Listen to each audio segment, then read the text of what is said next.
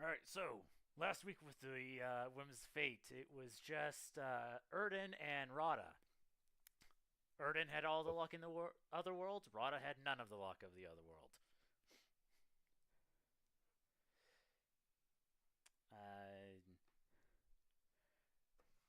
I say that, but Erden was still not able to get into the ninth level section of the magic section because his goddess wasn't willing to give him permission. The restricted section, no permission slip. And then he talked with a librarian by the name of Mia or Maya. Maya. Maya in the telekinetic / psychic department of the magic section. Before going and doing his own research on necromancy and druidic magic.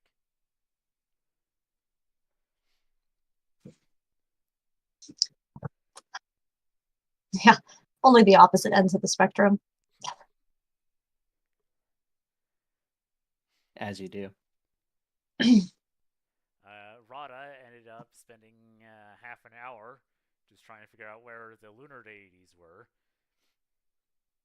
She was lost. And then she got lost in the military section.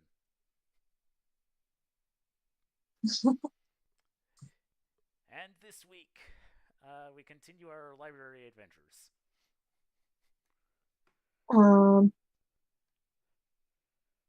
Nobody know where he disappeared? Once you guys were like, we're going to split, and he was gone. Like a ghost in the night. So nobody has any idea where Tooth is at this point. You may or may not have caught glimpses of him, but you're not positive. I will say, Tooth, you know where at least Erden has been. Cool. And possibly Rada. For sure. We'll see if you know more once we catch up with the other two.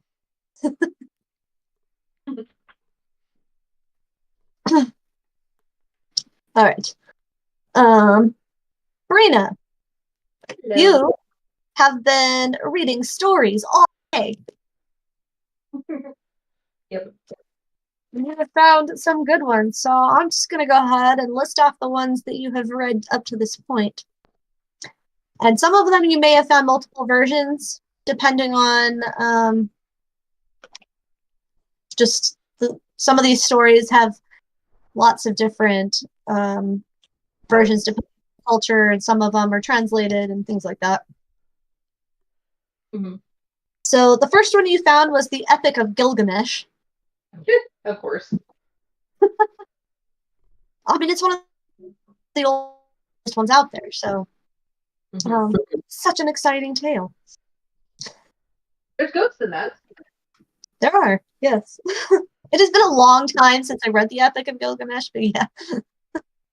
I had to read it. I had to read parts. I don't know. I can't remember if we read the whole thing or if I just read parts of it. But I had to read it for one of my history classes in college.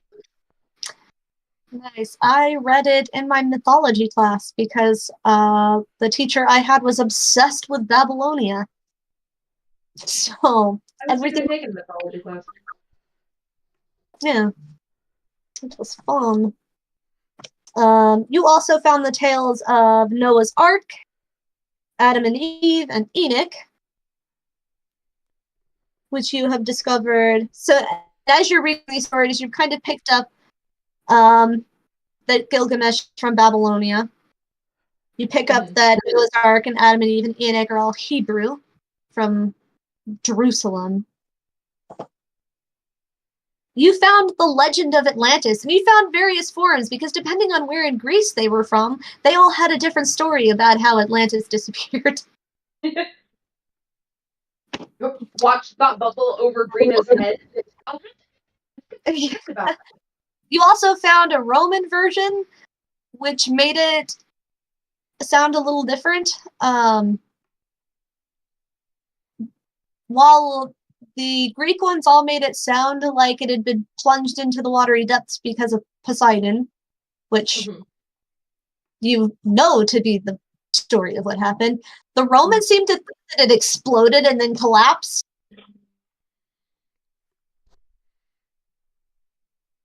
Due to their own pride. So that's an interesting take on it. You found the Odyssey and the Iliad. You found stories about the Trojan War. You found a story about Ramayana, called the Ramayana, which was what you could gather Hindu. Yep.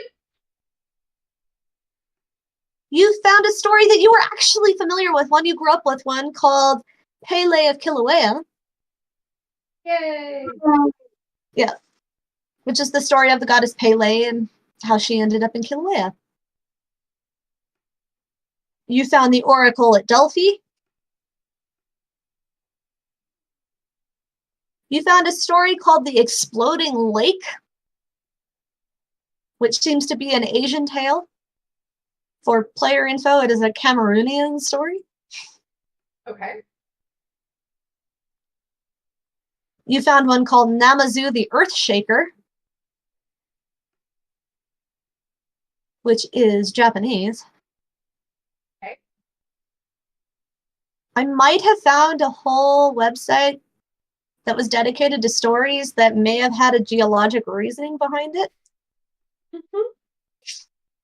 I didn't specifically look that up, but apparently my internet knows me too well. They're profiling Yeah, Yep. It was like, hey, you like rocks? Mythology about rocks. I'm like, oh, sweet. You found one that you have heard before again, another one you'd heard before, but this one was a little more detailed. It's called The Vanished Island. You knew it was a story that came from other islands in the Pacific.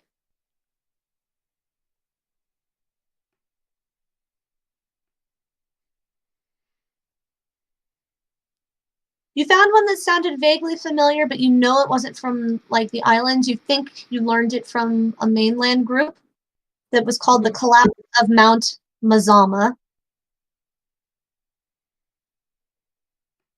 It's the story of Crater Lake.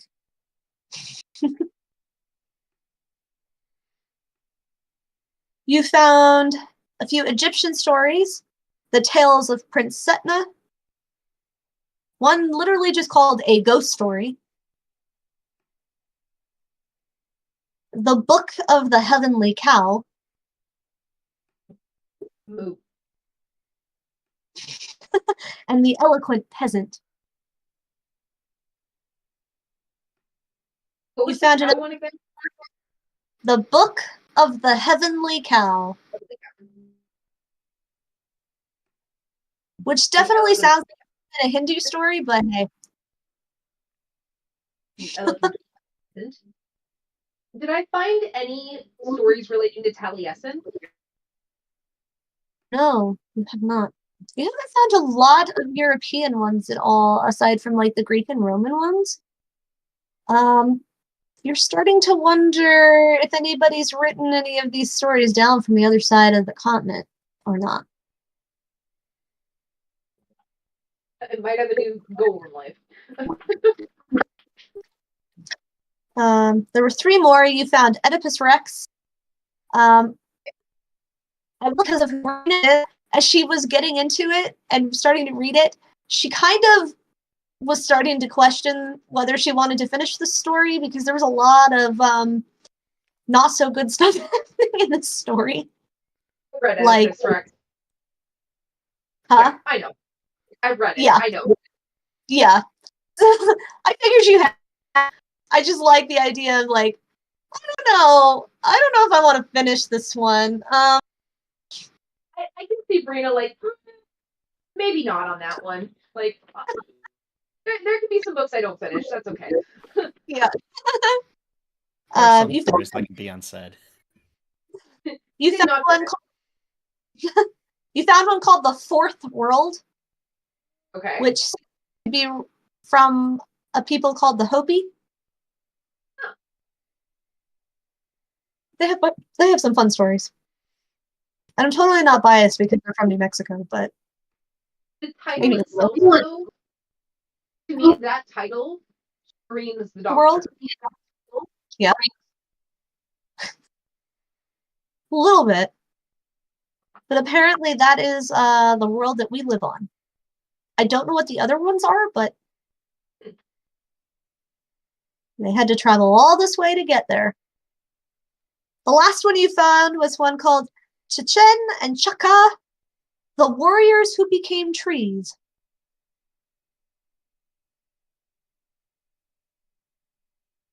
Which seems to be a Mayan story. That sounds cool. Yeah. You're giving me more stories to read. You don't want to see the size of my to-read list. It's I'm already probably, good enough. I will never finish it. I was going to say, it's probably not dissimilar to mine. So yes, you have been busy. You have found lots of books. Nobody has come to find you yet. I'm not surprised with a list at least on my notebook is 1, 2, 3, 4, 5, 6, 7, 8 lines long. And obviously some of them are longer than others, like the Odyssey and the Iliad are some long stories.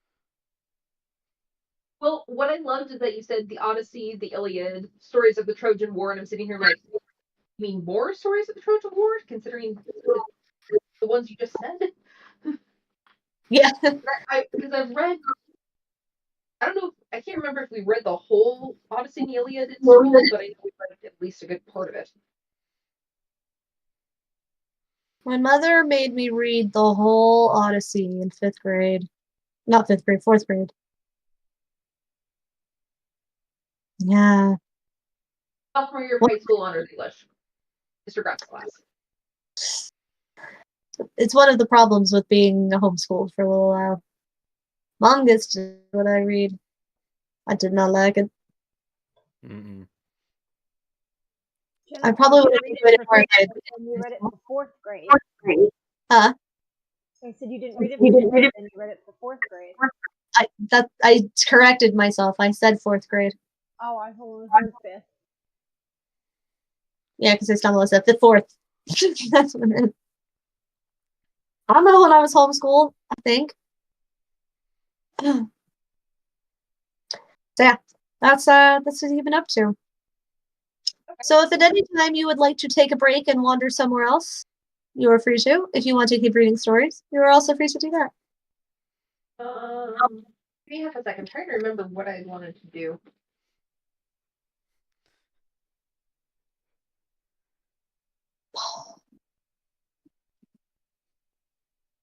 If you'd I like. I think not finding any stories of Taliesin, I'd want to go try and find if there's any, I don't know, like reference books, I guess? Like if there's any more current books that would document Taliesin, because with losing him for a second time, I would like to make sure to keep his memory alive in a way. Especially since he was one of the greatest bards who ever lived. Go ahead and give me just Because I mean, I can always ask the library too. I want you to give me just a straight wisdom check. Okay.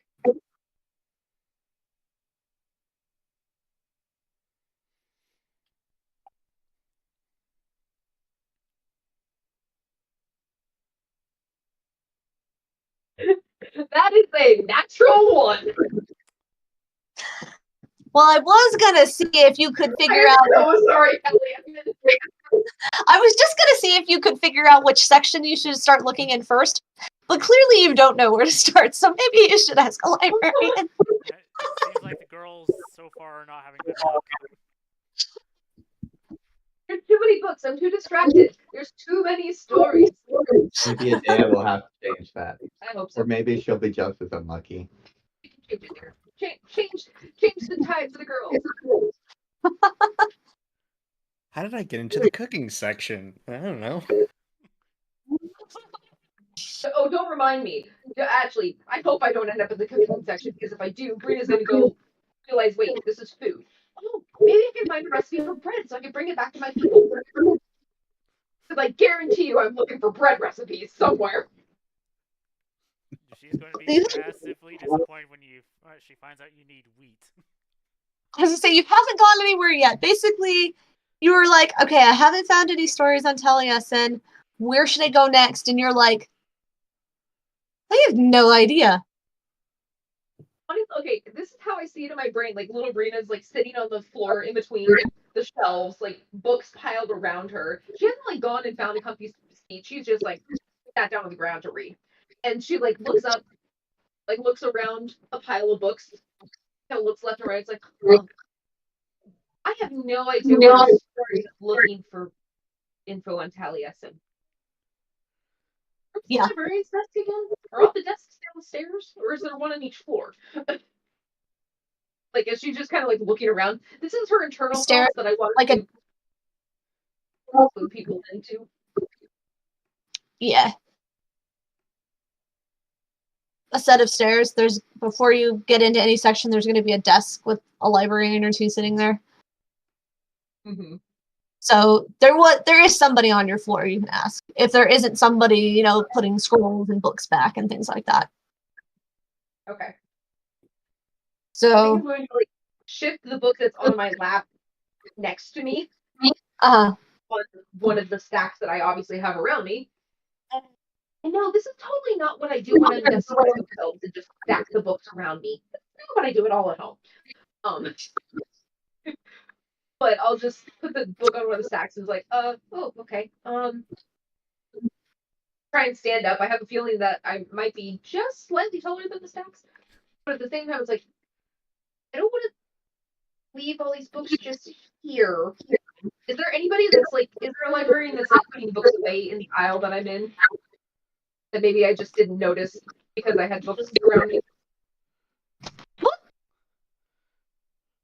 Sorry, I'm trying to. Oh, I don't want to use those You're fine. dice. Sorry, if I use the player dice, they're going to be very unhappy with me at my next game. I'm not going to do that. High or low?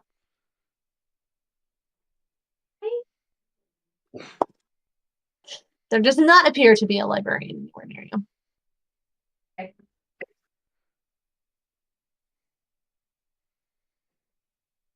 Is there a cart around?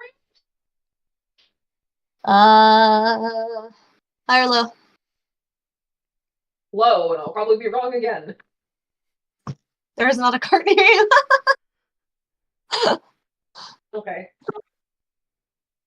Well, I don't want to just leave the books here because I don't want them to get damaged. So I'm going to start putting some of the books back. Like, I can at least do that. And then I'll go find somebody. Okay.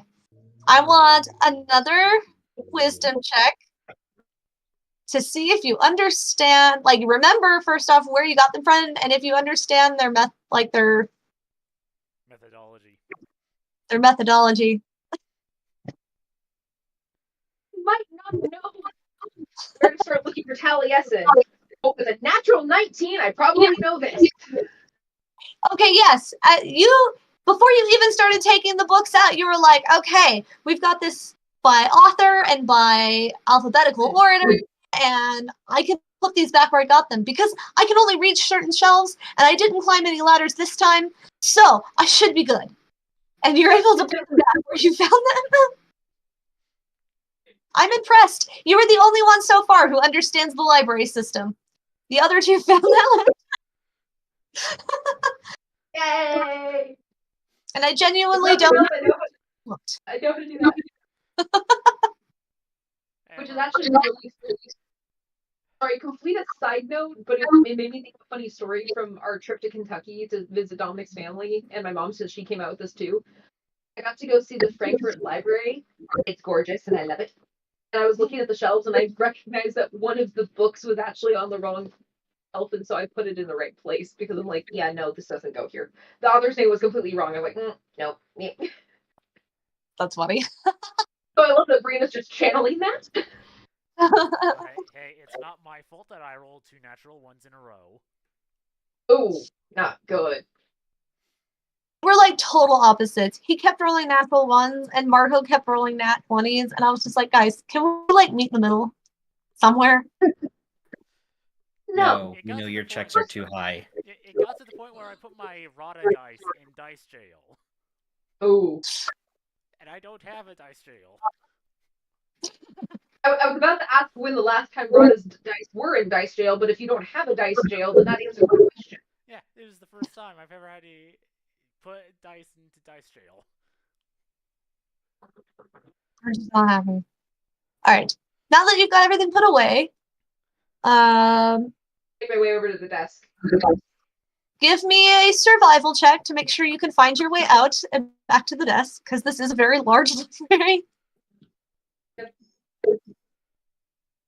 Well, I know that there's 6 floors of just novels.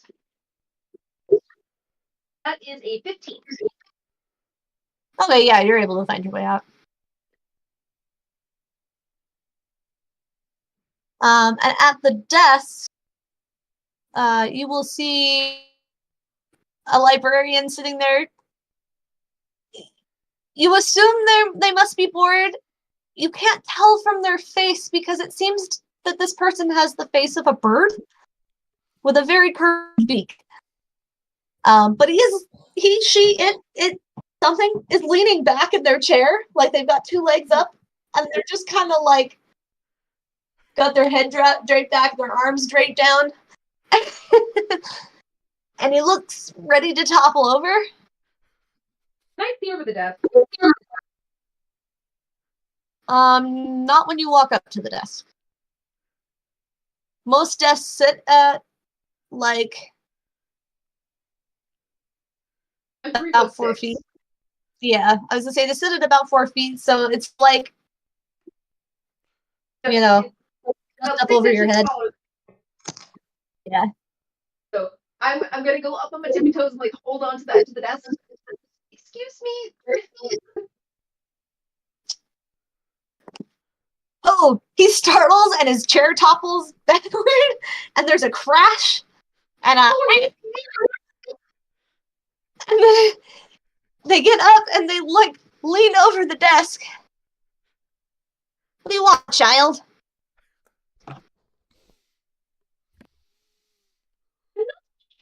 Thank you very much. Are you okay? I didn't mean to startle you out of your chair. Gotta give a bird a warning. You can't just be sneaking up on us. You're gonna give me a heart attack.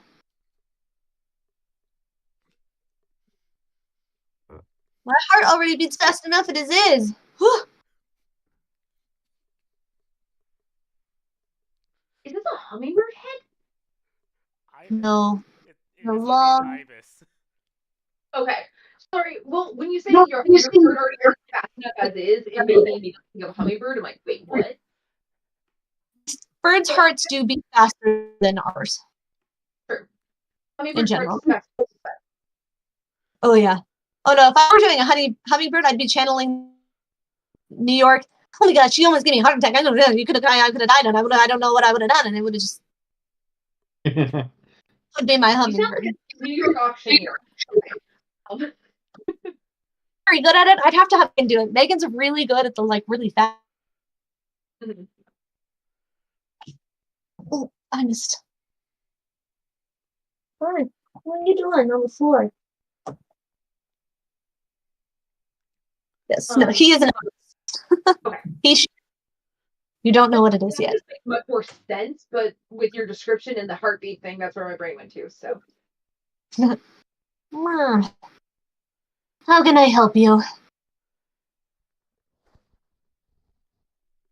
where would your section be on, I guess, famous people?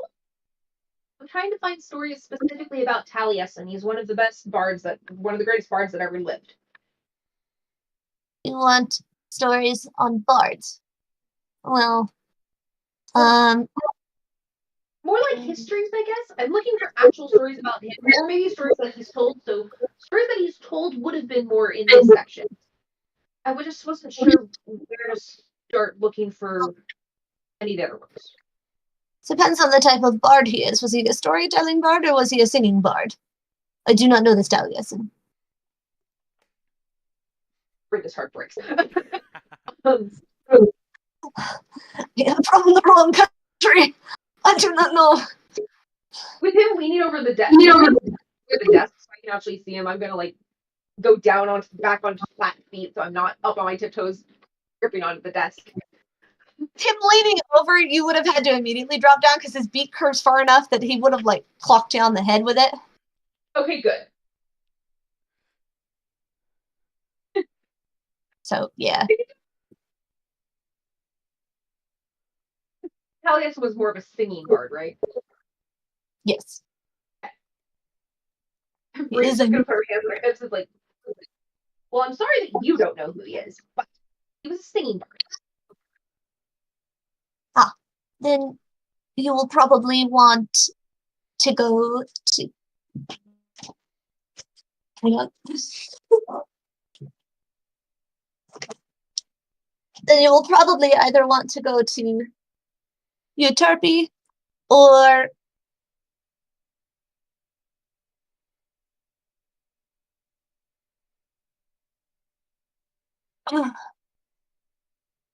Or what? Totally cut out. Oh, It sorry. totally cut out. We didn't hear it. Rado? Or Rado? Might be a Rado. I don't know. I don't speak Greek. Euterpe or Also a Dea's job. Rado. I'll write them down for you in These the are roll. named after the muses, aren't they? What? What gave that away? One, the first name sounded familiar, and two, you said they were Greek. There are definitely sections that are dedicated, because it was a Greek library, there are sections dedicated to the Greek muses. Rada and Adea have a better idea of how this library is supposed to work than most other people, even if we're not very familiar with Egypt or Green. You see, you would think so, but again, I had terrible luck last week. And Rada spent 30 minutes looking for the lunar deities.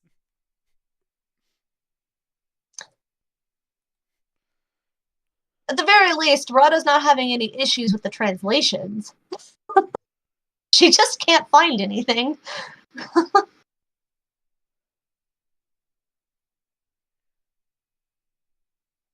Okay. Oh, by the way, what language is he speaking? Fae. Thank goodness. It is a very accented Fae.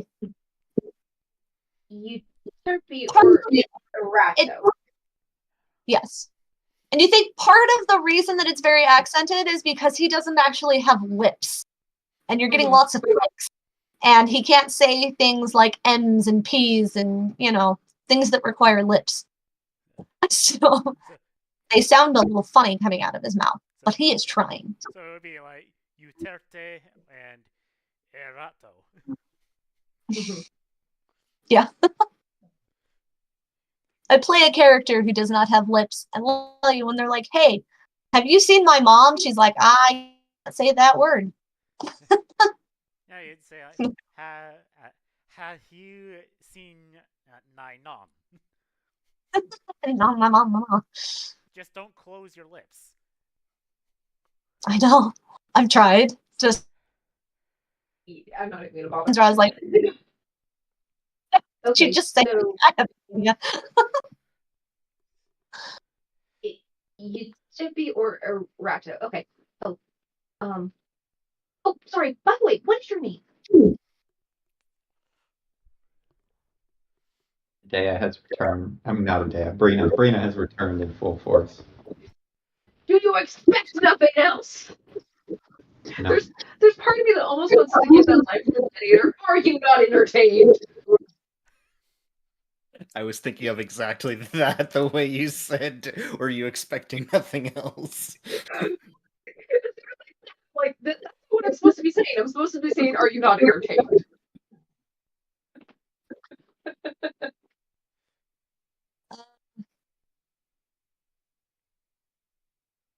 I don't like those names. Go with something. Ba-ba-ba-ba. Oh, that's not a lot of options here. Hang on. I'm not gonna go with the old one. Let's see if I can go with. I don't like the options. Where's Africa? His name's Frank. Frank. Okay. We have what? a first name Frank somewhere in it. What was that? Sorry, it's not giving me more modern options. Mhm. So, second. Oh, and I did not finish that phrase. So now Google is confused. Okay.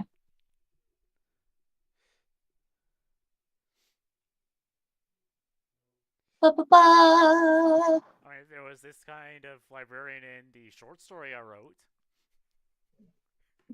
Huh?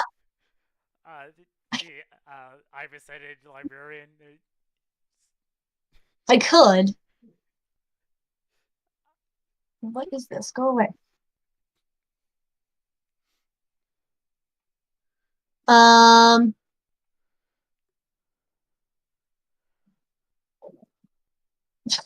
No, he would not have.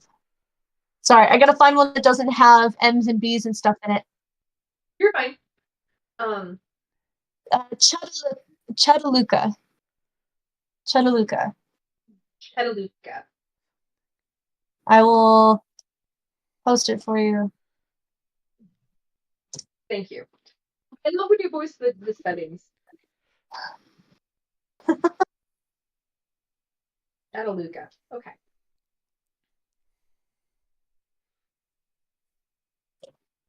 Chetaluca. Nice to meet you. I'm Brina. Where exactly would those two sections be? My friend had the map, and I don't think I spoke any of the languages on the map. Euterpe's on the floor above us, and Arato's on the floor above that. Okay. What floor of this 6-story wing am I on? 4. Okay. 4 of the East Wing. Okay, There so are more floors 5 and floors 6. than you realize. Finally draw a map. So if whatever I tell you doesn't match the map, you're going to just believe the map now, okay? Okay.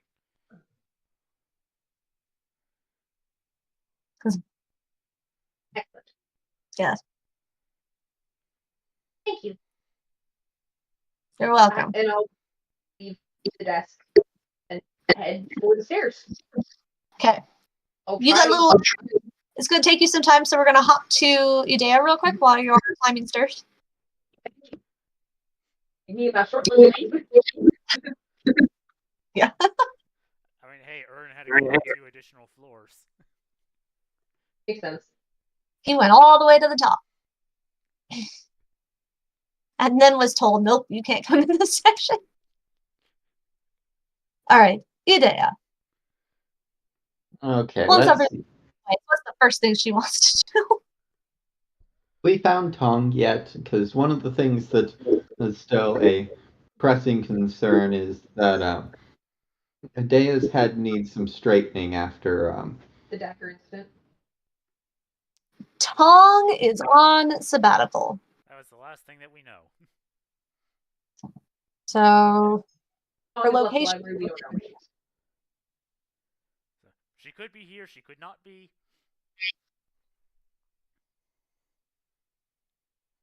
However, there are lots of people who work at this library and are doing research at this library. So if she wants to attempt to ask somebody else for help, she can definitely do that. yes, She's got a lot. because while there are lots of things that Adea would love to go study responsibly, the first thing she needs to do is get her head working right, because it's she usually doesn't have these sorts of problems, and it's getting annoying if nothing else. And I think the floor everyone departed on was floor 4. Yes. So you are currently on the 4th floor. You do know that the floor below you had all the research places, classrooms and things like that. If we can call them classrooms, not really labs. They weren't laboratories, but they were specifically places for students to do their research in.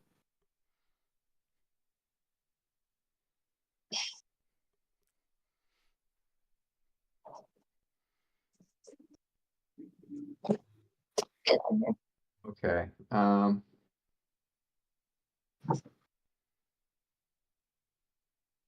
So that's currently what you're aware of.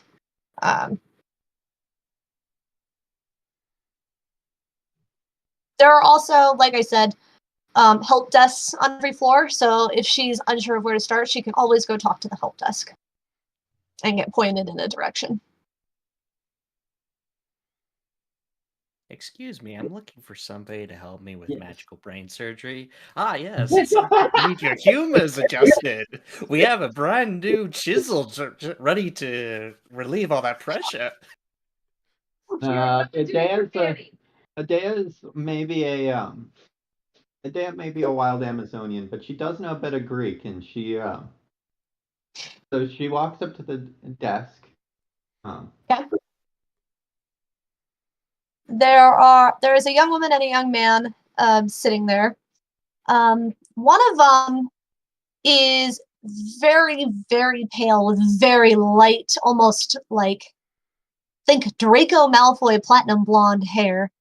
Bright blue eyes. The man appears to have a sort of round face and narrow eyes, dark hair. Not quite a stark contrast from her, and he's a little shorter than her, even when they're just sitting in the chairs. She seems to be a bit more broadly and beefily built than this guy is.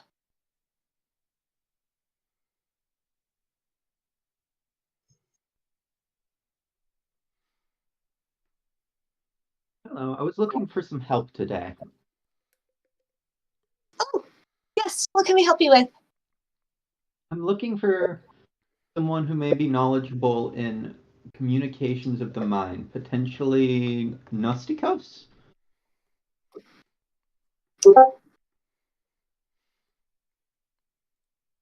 Mysticos. Da, da, da, da, da.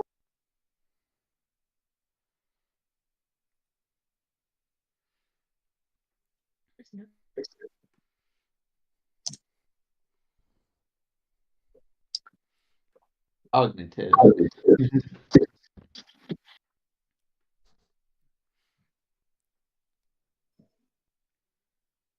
Let's see. Well, I might recommend going up to the 7th floor. That's where all of the magic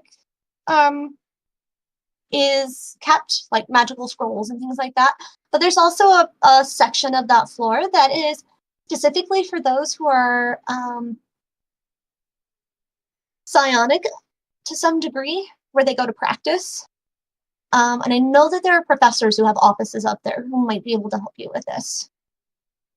That sounds perfect. Thank you. Off a day goes. No hesitation there. What Gotta find some stairs. So we need to find, what, 6 flights of them? You're on floor 4, so. Oh, only 3 Or flights. so- Great. 3 flights. So the help desks, I don't know, because it's in pencil, I don't know how well it'll show up. Let me see if I can get one. I think we need slightly higher resolution. Probably.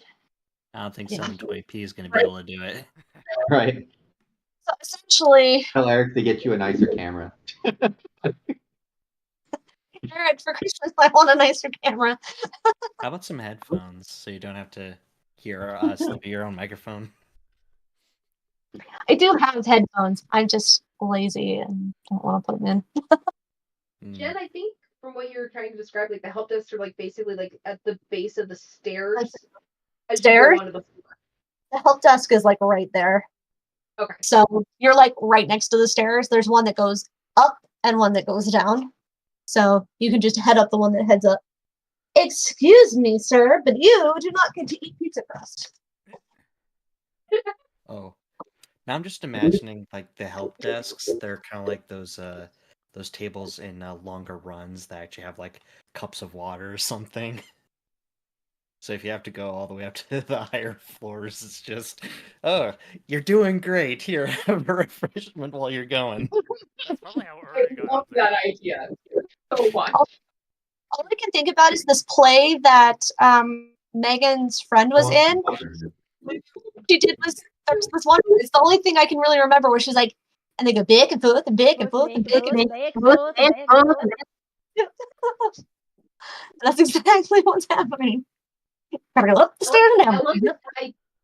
love this idea of the help desk also being really like waterway stations for library goers that are just trying to be the equivalent of like a water jug sitting right next to the desk. There's a water cooler on each floor. It seems like more water cooler conversations than a library should have. I agree. Maybe each of Where them has a little stories are sign. told. But you can't take the water off of the tiled section. Once you get under the carpet, no food or drink. Don't want to get anything dirty in the library.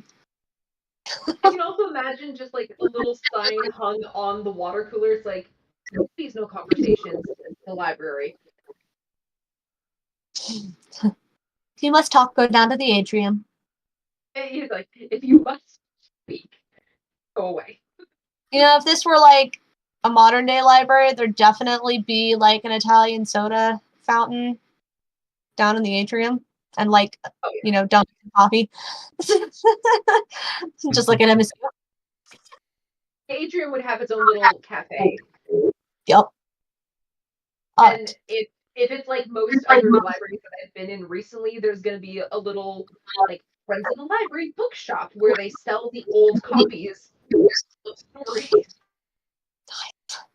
So Idea, you have long legs. It doesn't take you quite as long to get to the top as it would for some others. So you make it up there in about 10-15 minutes. And when you get up to this floor, the magic does not seem to be put into books. For the most part, it looks like almost everything in here is scrolls. There are just shelves and shelves of scrolls, which means you can pack a lot more in here than you can where there are bookshelves, which means there is like twice as many magic scrolls in here as there are in any other section of the library. And so you're starting to understand why the entire magic section takes up the entire top floor.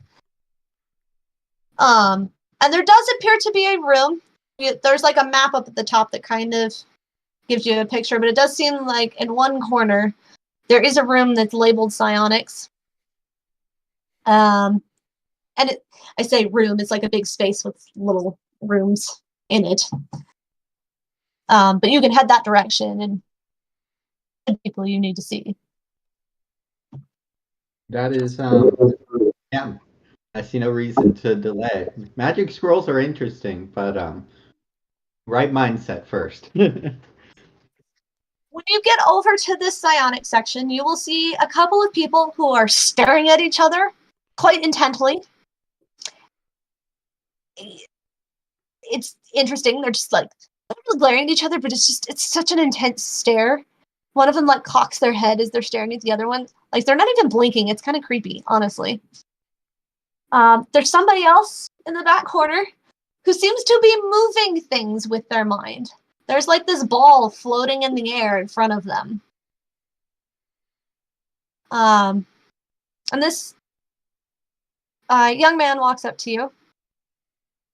And it's interesting because you haven't seen one of these in a while since you left home. but it appears to be a satyr.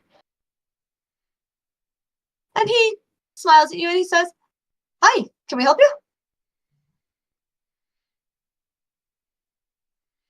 Why, yes, I've had some magic go bad, and it's doing weird things with my head, as I've been told. It is not, in fact, my dagger speaking to me, as I've already figured out, but I've been told that somebody of psionic nature may be able to help. I see. Fair enough. Fair enough. All right. Let's see. I have an image in my head of like all of the psionics just like stopping what they're doing and all like turning to her. It's like, ooh, new project. Okay. Satyr will kind of turn away from you and he looks at the two who are staring intently at each other and he goes, "Avatar, I need you. Avatar." And the one jumps back and he's like, "I am having a conversation." "Yeah, Professor, she needs your help."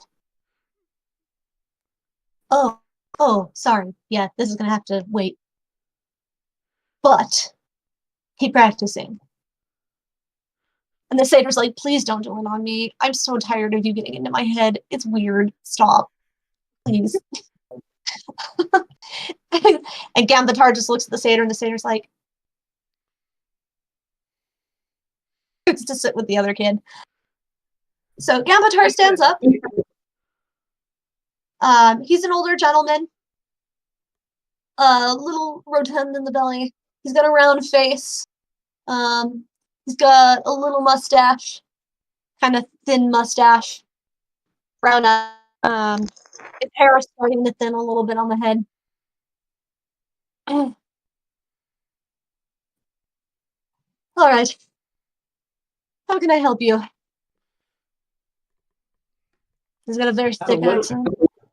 Had a little bit of an accident with magic, which has added a voice to my head, which would like to think that it is my dagger, but I know at this point that that is not the case. But it's still very annoying, and I have the impression you may be able to help. I can. Now I need to know, do I have permission to go inside your brain? Yeah, I imagine it'll probably be better than the uninvited. I guess Okay. I don't know. Head to one of the quiet rooms, one of the meditation rooms, and let's see if we can get this fixed.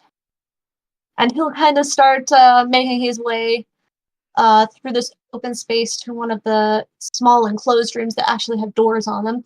He'll knock gently, peek inside, and then open it up and let you inside. In these meditation rooms, there are no chairs or anything, but there are cushions that are sitting on the floor. And there is some incense that currently is not burning, but it is sitting on a low table. After you come in, he'll shut the door behind you, and then he'll go to that incense table and light them. I've always heard meditation is good for focusing your mind, but I could never sit still long enough.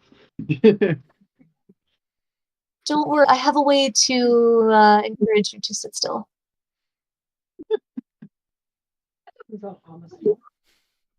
Well, I will try to be very disciplined at the moment.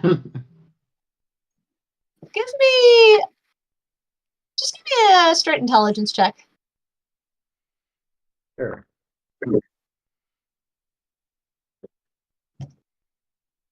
Ada tends to be good at focusing on, the one task she wants to get done, and this is the one now. However, that roll isn't very great, so we'll take a 10 after modifier. There is something about this incense that's familiar, but you're not sure why. You like the scent. It's a very nice scent. But it's just not striking any chords with you. So he'll motion to one of the cushions and have you sit across from him. And he'll sit cross-legged. And for somebody as rotund as him, you're kind of surprised at how limber he seems to be and able to just drop into this like crisscross applesauce without any issue. And he's just going to be like, "Okay, I want you to close your eyes. And I want you to think back to the moment when you started hearing this extra voice. And I want you to tell me, in as much detail as you can, what happened leading up to this point of being able to hear the voice. Yes. Oh, it's been a journey. Okay. It's just a magical accident after magical accident. So we'll probably start with the first major one and go from. This sounds like it's going to be quite the adventure. I'm looking forward to it. Oh, I don't know how far back we need to go, so we'll start with attempting to cure necromancy curses. That was a bad idea. That wasn't that long ago, but it was a bad idea. You just hear you were trying to cure necromancy? Welcome to the chaos that is the Whims of Fate. Okay. Yes, well, we were part of Glass Isle, the Fisher King, I believe his name was. I don't think most people know that he was cursed with necromancy by a guy named Brand the Blessed. Anyways, I heard it was a curse, and in my normal self, I was like, great, I can remove curses. I spent a couple of days having lost several months of memory after that. Was not a very good experience with my team. One of them decided to tie a rope around me so I didn't wander off because the place is made out of diamonds, which is amazing. Oh, that place was amazing. Anyways, that was not very nice of her, and so I ran away. But they all managed to catch up with me.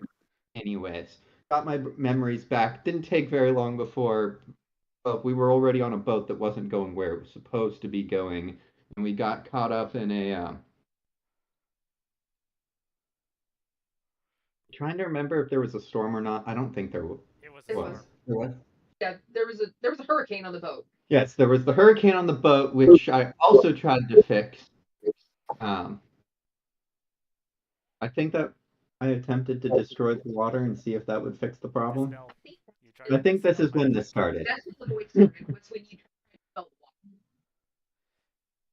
I see. Oh, all right. Okay. And then there were Keep pirates. thinking about that. And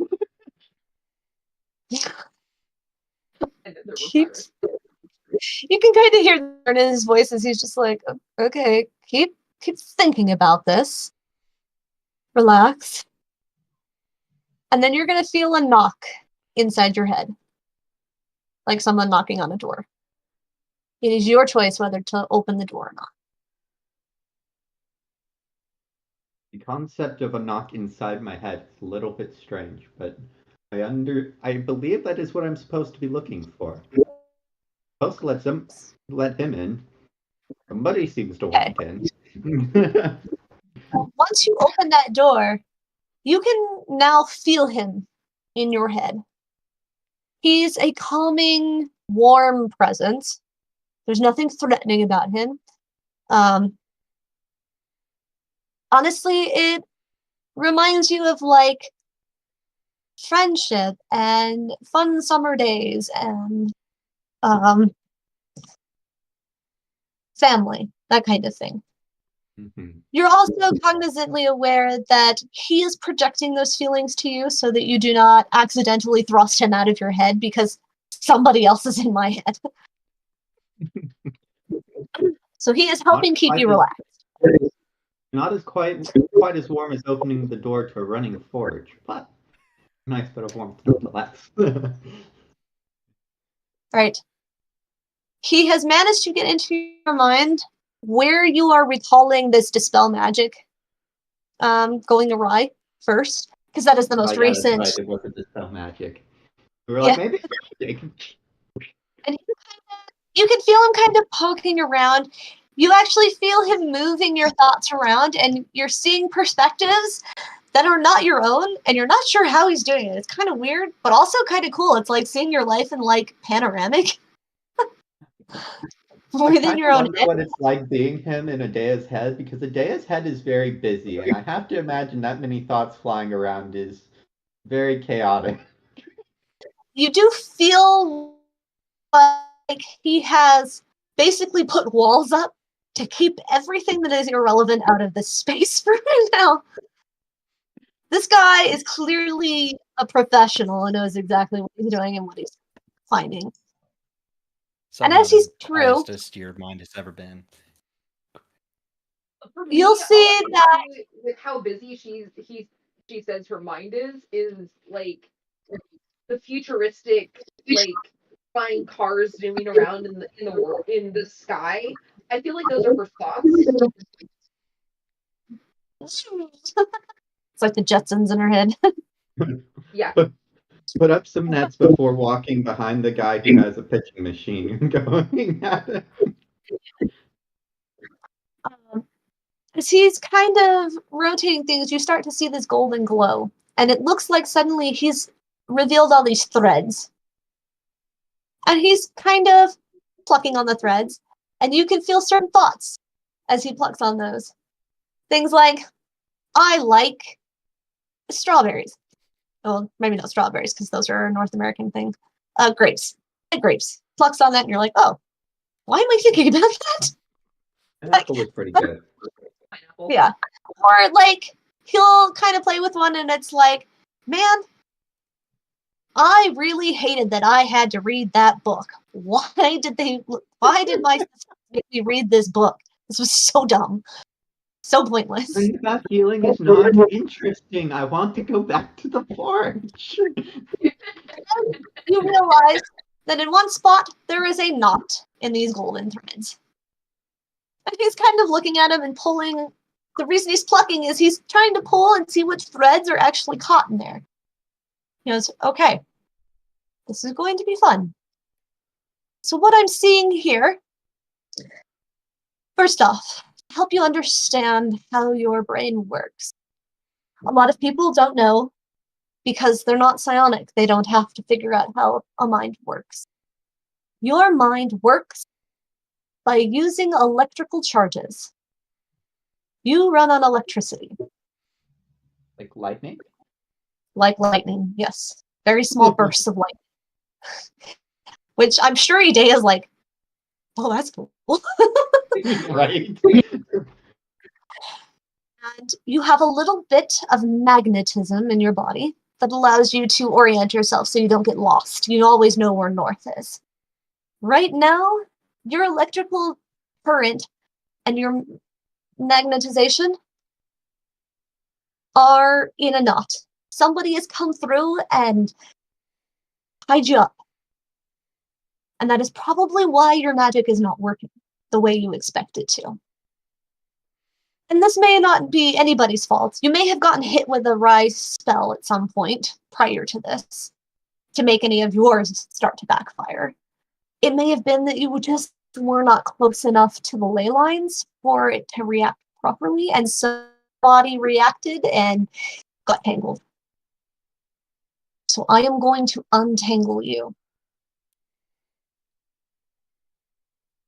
The other thing could be if you had a connection to a deity that no longer exists, your magic may not have known what to do with itself and just kind of exploded, or imploded, I suppose would be the thing, and got tangled. Do any of these sound like a possibility? Yes. Okay.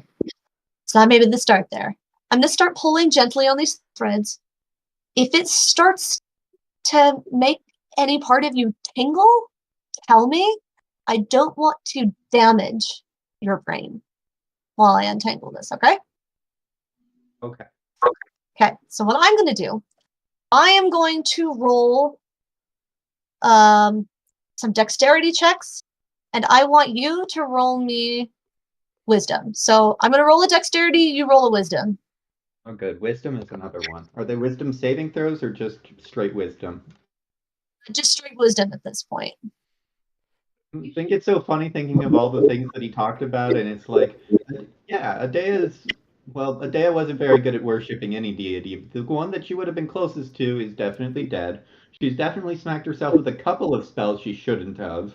And the yeah, between the wild magic crystal, the necromancy, and then there was also the ley lines. He mentioned the ley lines, and we were made aware from communication via sending that we definitely were dealing with weird ley line stuff that Adea doesn't fully understand, but everything he said applies.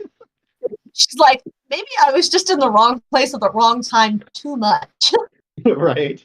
You're Whoops. you're a petri dish of magical Concentration be so offense. weird as the left-handed. Well, my On first speed. wisdom is a 14.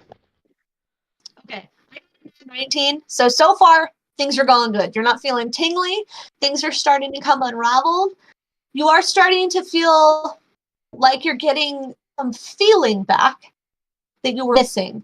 Like you're starting to sense the magic again. For a while there, it felt like there was a bit of a block, but now it's feeling like it's coming back. And it's, you know how before the tingling starts and you're getting the blood flow back, you know how like sometimes you'll like rest on your arm and then it's just dead because you cut all that blood supply off? And before you start shaking it to get the blood going again, it's like that weird dead feeling. Mm-hmm. That you didn't really realize was there because you weren't thinking about it. But it was. And now that you're starting to get that feeling back, it should not say tingling. It should be tingling. It should be, you shouldn't be feeling any pain. You're starting to get that tingling feeling back. It doesn't hurt. You're like, oh, huh. How did I not notice? The magic was an appendage. It feels like it is waking up from being asleep. The same way that an arm would. Well, if you think about it, we all kind of make our own magnetic field. If something happens and that magnetic field gets blocked, we might not notice it first. But now that you're getting reconnected to it, you're noticing. Okay, let's do another one. I'm surprised today it doesn't have more tangles, simply because yes applied to all of those questions. Oh geez, I'm not rolling well today. That's a 7. I haven't rolled anything higher than a 9 so far. So I rolled a nat 17. So This he's was a being nat pretty 2. gentle. You feel that it's like when somebody's trying to help you get a splinter and then they slip and stab you. You feel that sort of pokey pain for a moment. It is up to you whether you choose to tell him that you felt that or not. Explain what it feels like again, the splinter bit. If somebody's taking like a pin and they're trying to get something out of your skin, but they slip and they stab you. So it's very sharp and very small, but it's still there. Uh-huh.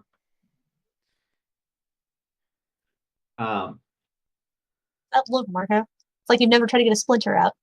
Oh no, Right. I have. You just go from the end that's farther into the body and you squeeze like you're trying to pop a pimple.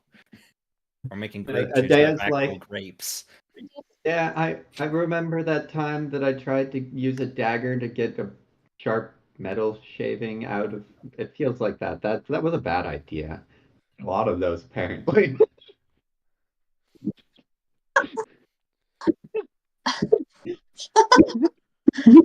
Okay. More like we love Yeah. to fight. That's exactly it. So he's gonna keep pulling on it unless you say something. If you don't feel like it's a problem, we'll move on and do one more. This is not supposed to feel like I've got a very fine piece of metal stuck in me, kind of like a splinter. No, there shouldn't be any pain at all.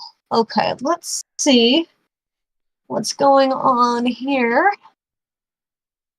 and find out why you're feeling pain. And he's going to intentionally like hug a little on that, and you're going to be forced into whatever thought that is. And this is going to be a bit of background coming from you, I want you to give me a bad memory of ideas that might be tied to magic.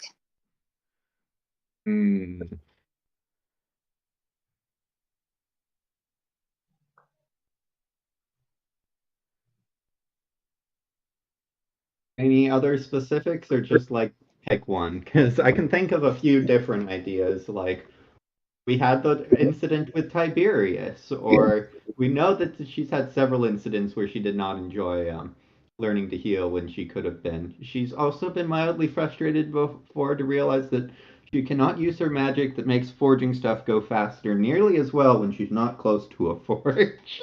So how frustrating are we talking about here? Dea gets into a lot of silly situations. Doesn't matter. Any one of those will work, so pick one and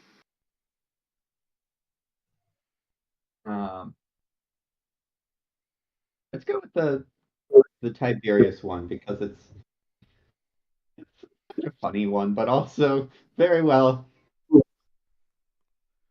It's so perfect of one of Adea's connections to magic that she just doesn't care for. Where she had to heal Tiberius and then went back to Yeah. eating her pineapple. She yelled at Rada for it too. not a big fan of healing, are we? No, I'd much rather be in the forge. I mean, I suppose it's helpful when I get hurt there, but I can see the healing comes because you are a cleric. Did you not want to be a cleric?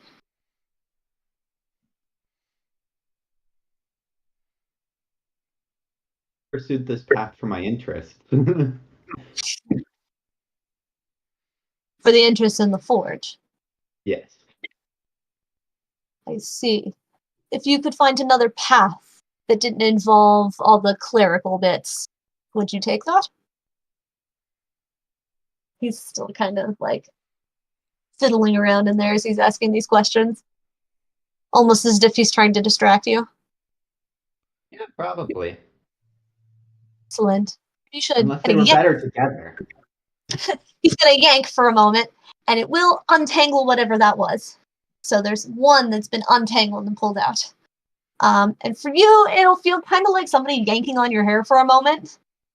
Sharp pain, but then it's released, and it's like, woo!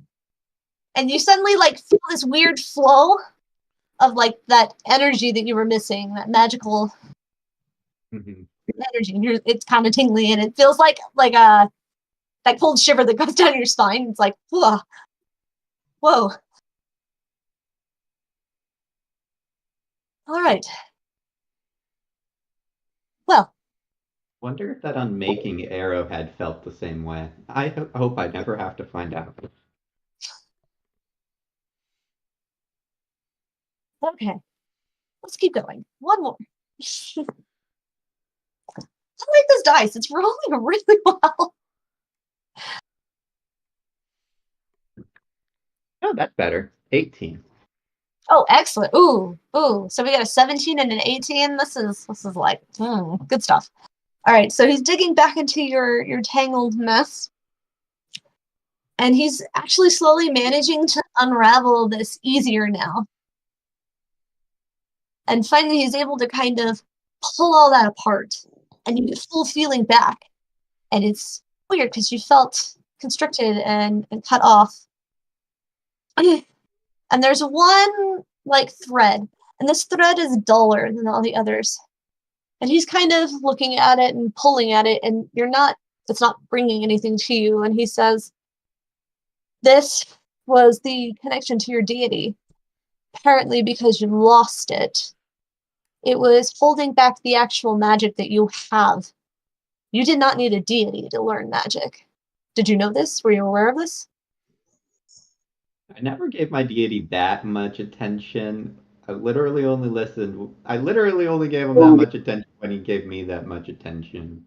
So I don't know if I needed it, but I get to give him the respect that he deserved if I dinged him for it. So.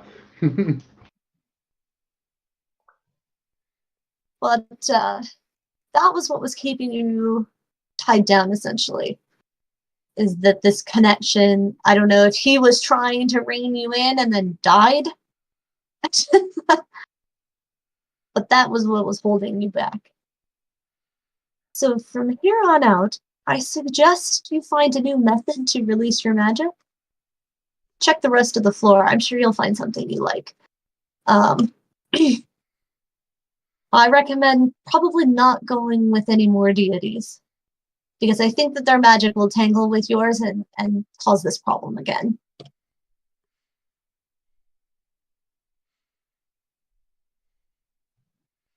Especially if they're not entirely meshing with what you want to do with your life.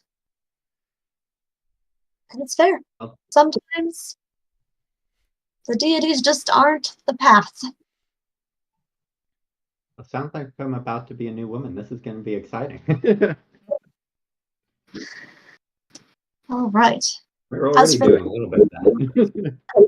Voice in your head, that'll be something entirely different. So I'm going to sift around a little bit, see if I can find the source of that. Ooh. All right.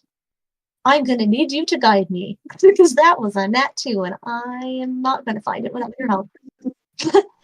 So.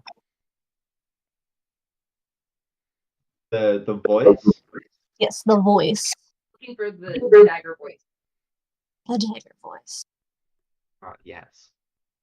That was a most curious thing at first, especially when I thought it was actually the dagger speaking, because I didn't know that dagger could speak. I've had the dagger literally, like, the gold on the dagger is made from the gold leaf from when I was born. Anyways, it was very upset with me, and I didn't understand why. I treated it very carefully. What was the dagger saying to you? It was not being very nice. It was definitely nagging and trying to put doubts into my head that I do not normally have. These doubts you've had in the past? That maybe you currently have and you suppress?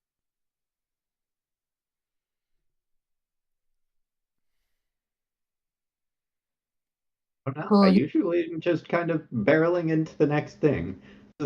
I imagine that the Diana going through her head is probably quite amused by this, by her head in a little bit of a way. I could be wrong, but I'm like, Adea is both incredibly smart streetwise and like book-wise.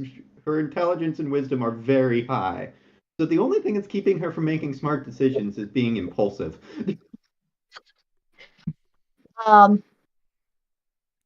You gather that he is amused, probably because this is not the first time he's seen a brain like this.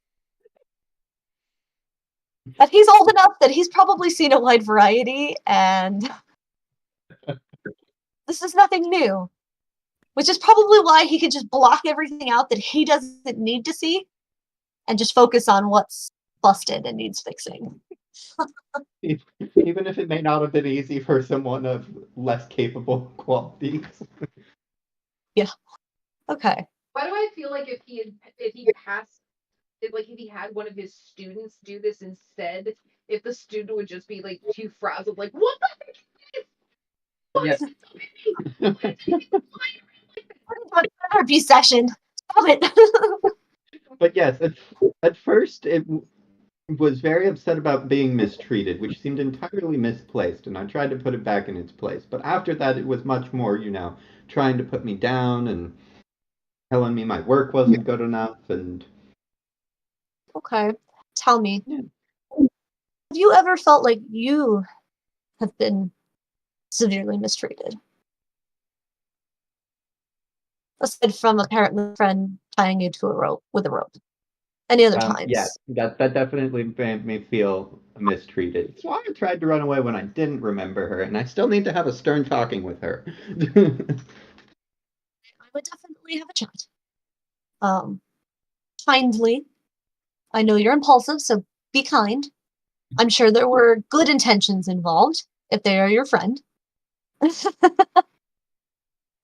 I'm by no means a therapist, though honestly, I probably should be at this point, the number of heads I've been in and had to fix. But Honestly, it's probably like there's all the traffic of the thoughts, and he's experienced enough to be able to look past it, and it's just like the city blocks are literally have the description of the traumas in the actual roadwork itself. It's like, yes, I can definitely see this. Let's see if she can. Like, It's was there right any now. time in your childhood where you felt mistreated? Or maybe, how old are you? 17? Oh, ma, still a child. Explains the impulsivity. Not that it's a bad thing, but it does explain it. Never feel like I was terribly mistreated per se as a child. I mean, there were definitely things I really didn't like, and then my sisters and my mothers made me do. But I mean, I think that's normal. I mean, I did have to leave home because I was not doing a very good job at becoming a warrior. Like Amazons are. I had much more fun making weapons, but Did you feel like you belonged there?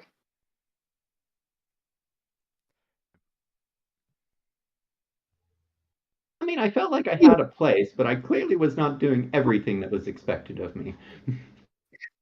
See. I see. Taking notes on clipboard now. Your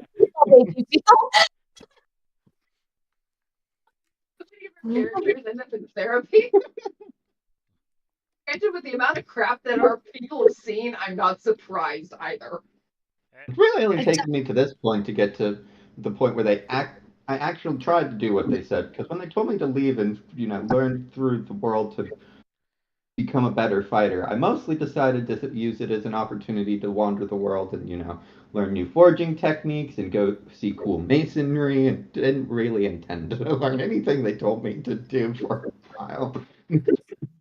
Your the equivalent of the why am I blanking on your Amish year of freedom? Rumspringa. Rumspringa. What was that? Rumspringa. Thank you. I was like, I cannot remember what this is. But yes. I see. In the Rumspringa era. And really, it was only the recent oppression combined with seeing other people who were oppressed that made me even want to consider, actually learning to fight, specifically to fight for others. You've seen people who are oppressed? Yes, I mean, we were recently in, let's see here, see if I can remember the name.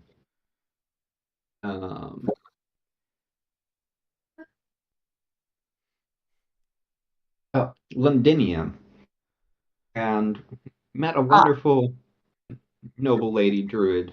But she fights for those who can't, and I definitely saw her protecting her children. We went through a town before that where people didn't have enough food, and the guy who was leading Londinium was not a very nice guy in a couple of other regards. Although I don't think I know the worst of it. I've heard a lot about this Vortigern from many from that island who come to visit. Many who seem to be trying to learn the art of war to get back at him. I'm not much of a fighter, so whenever they're trying to learn how to fight back with their brain, I tell them to find somebody else. So I'm not no matter how bad the dictator is. But Yeah, I always like making the weapons better, although I felt a little silly when I made a weapon that I was sure was just perfect, but I didn't know how to use. That always rubbed me a little bit the wrong way. I gotta learn how to use them. Otherwise, how can I know that they're perfect? and as for the trying to put you down by telling you like your work's not good enough, has anybody ever outright told you that they didn't think your work was good enough? Or is this something that you have felt internally that you didn't think your work was good enough?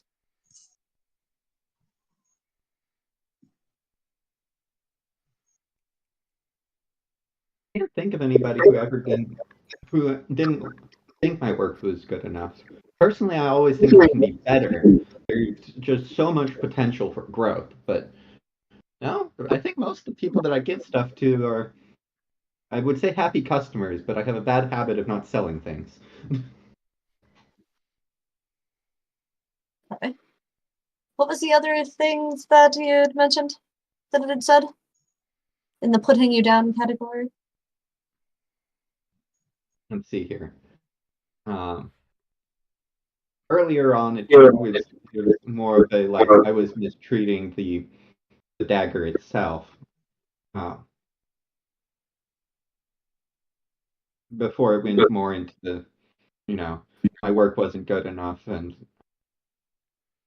I could never be enough stuff that I don't fully understand. If I've suppressed it, I've suppressed it a long time because I don't ever remember a time where I just wasn't trying to be better and all constantly making things. See. All right. Well, take a deep dive. So, I want you to take me back to the first time you made something for someone who was not a family member. I was supposed to. I gotta go to bed. It's my bedtime. So good night, y'all. Good Good night. night. The Amazons are all very closely related, and we don't have very many visitors. So, the first time I made something for somebody I wasn't related to.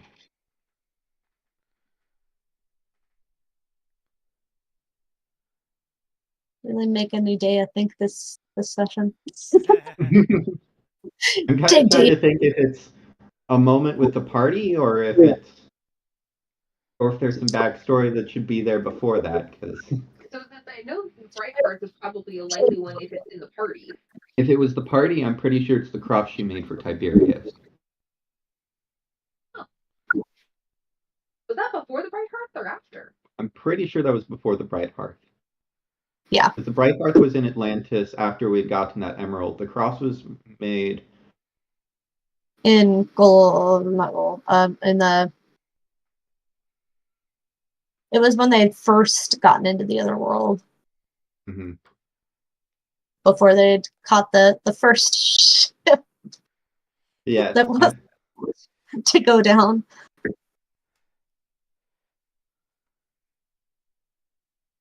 Yeah, it's totally up to you if you want there to be something in between that, because I don't know how much time there was between when she left home and when she ran into the party.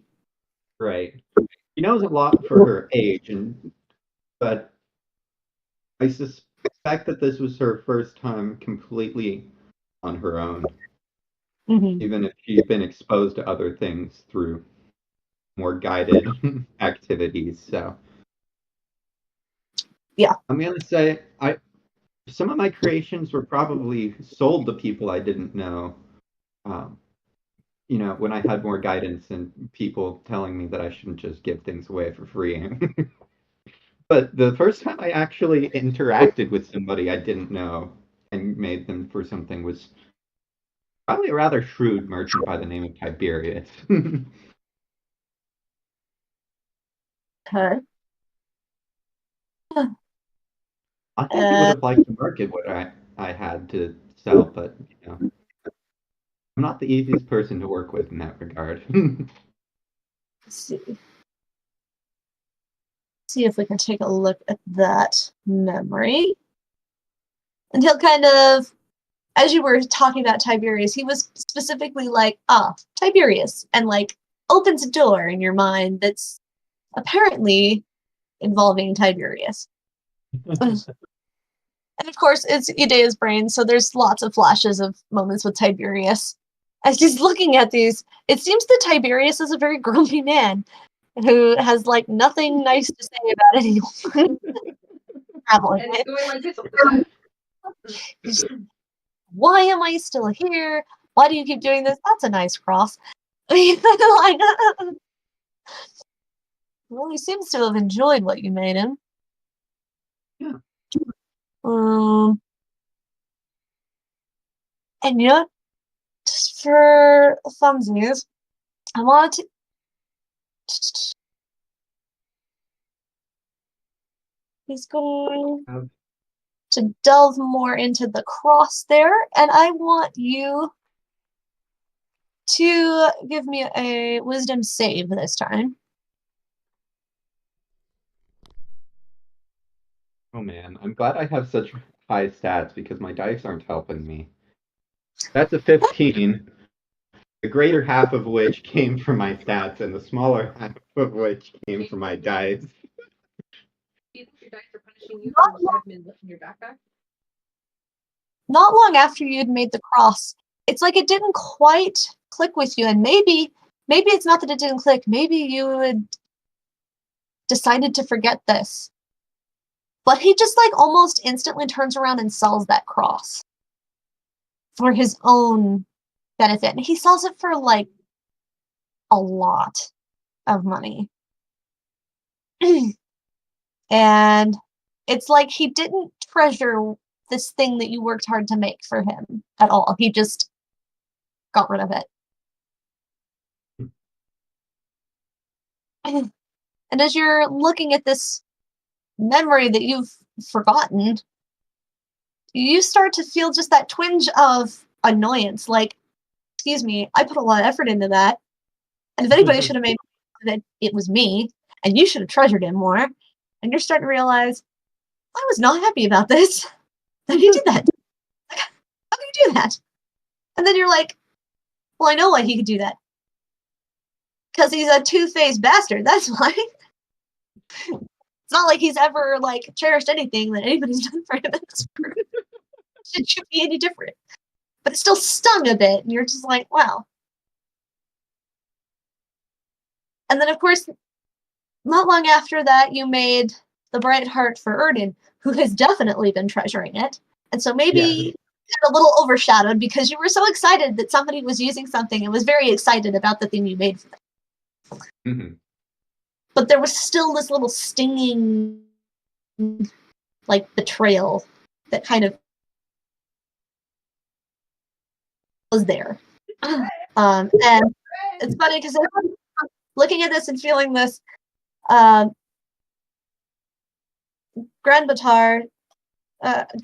sorry, not Gran. Granbatar kind of looks at you and he just kind of smiles. Did that hurt a little bit? Emotionally? Yes. I don't remember it hurting that much the first time, but yes. Sometimes we suppress the bad feelings, either because it's expected of us or we just don't want to think about them. And it seems, just from all of your thoughts flashing past you, that most of your friends generally believe you're a happy-go-lucky person. And maybe you feel you need to put on that persona all the time, even if you're not always feeling that.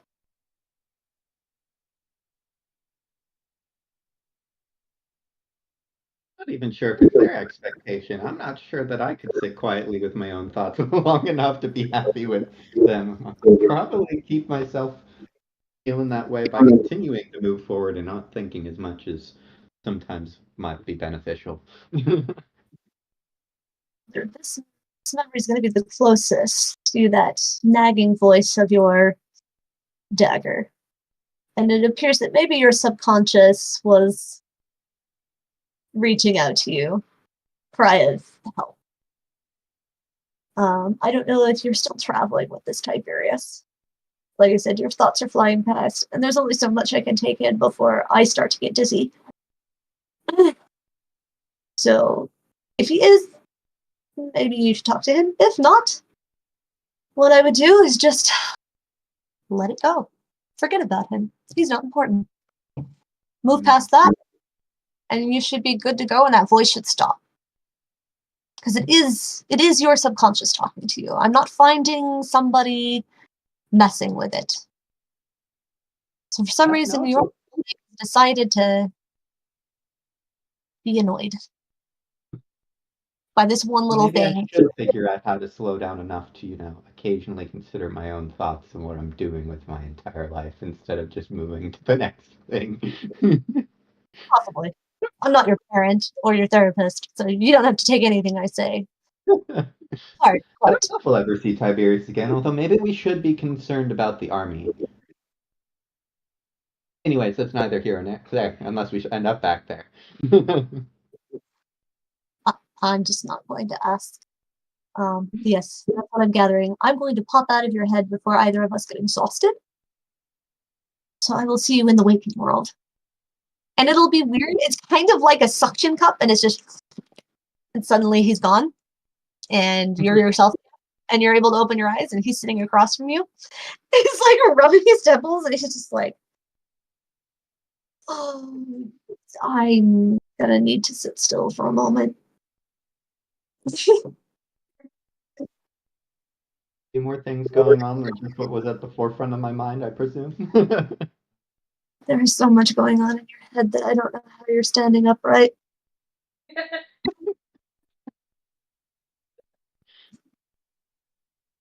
So Erden needs to research Ritalin. That's in the medical areas, doesn't he? He has ADHD. This would be the second time we've covered that in this campaign. First time the catacombs. Oh, remember the kid that we met very early after Adea joined the party that was like, I have ADHD, and he was describing to us what ADHD was, and Adea was like, relate to that. Alright, so what new discoveries have we made? That Tiberius turning around and selling her cross that she had made for him was actually a lot more of an issue than originally thought. That and Adea doesn't spend enough time thinking about the important things in life. Yeah, basically, she got, like, because of what was going on with all the weird magic happening, it rebounded on her, and her subconscious came forward and was like, hey, you suck. You know what? I told her stop, you didn't cherish it. But she wasn't picking up because she's just like, wow, why is my dagger talking to me? And now that you're thinking about it, that dagger's voice sounded suspiciously like Tiberius' voice. And I can't wait to tell Eric that he is terrible and he's bringing his teammates down with his attitude. He's Once not again, even there. He'll never be here.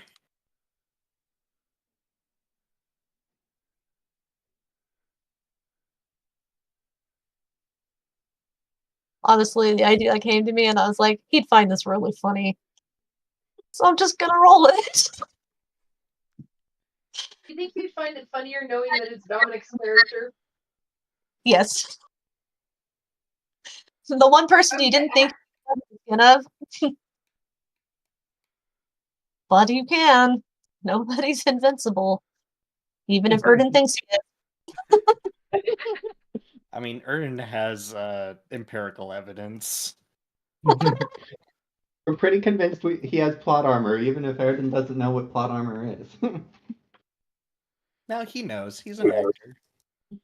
He's read a few plays. Willingly or not. We were definitely making jokes about that when he was trying to find out a bit, like, because he was looking into the psionics and it was like talking about the different types, like there's the telekinesis and the telepath and all this, and then it was talking about the seers and it's like, those aren't real though. We all just start laughing and we're like, nobody can see the future. Something else I think is kind of interesting about this is the mention of, maybe this god was trying to contact you and then when they were reaching out, they died. The last time we heard from the only god that Adea kind of somewhat sort of respects occasionally was Atlantis, which immediately afterwards we went to Fernakia, where we found that all of them were dead. So no, we went first to Aotearoa and Eldorado. Oh yeah, you're right. So essentially, he like reached out to you and he's like sitting there hoping, hey, You're my cleric. Maybe you still believe in me. Come on, do the thing I ask. And then you're just like, I'm going to reluctantly do this, not because you're telling me to, just because you're being annoying. And like promptly, he's like, well, Dad, I really don't want to do this. I really don't need your help. But also, you're a god, and I suppose you deserve some small amount of respect. And you decided to speak to me, and that's a very high honor. So I guess I will give you some small amount of respect. Fine, I'll go help my friends with a murder investigation. it's gonna be canon now, Udea. You killed Hephaestus.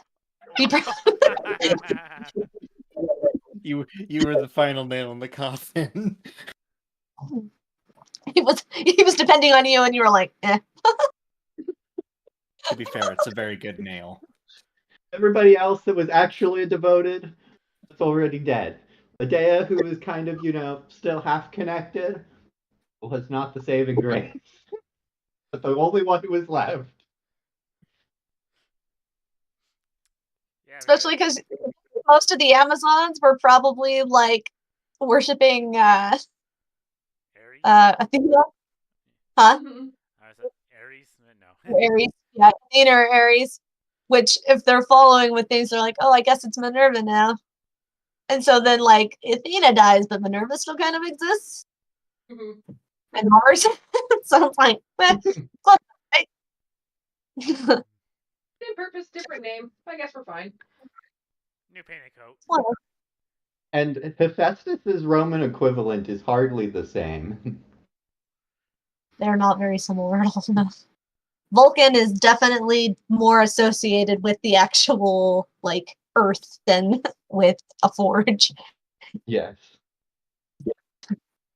And something tells me that Idea is less fascinated with volcanoes than with a forge. It's very true. She would be no help to Vulcan at all. So This true. might just be my greeniness wanting to figure out a story for this, but honestly, I have a feeling that even though Idea's menace of devotion to Hephaestus is what killed him, I think he would still respect her because of the craftswoman that she is. She's like, I gotta go.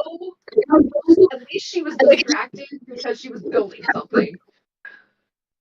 Like, I'm proud of you, but also, you suck, man. You let me die. It's like,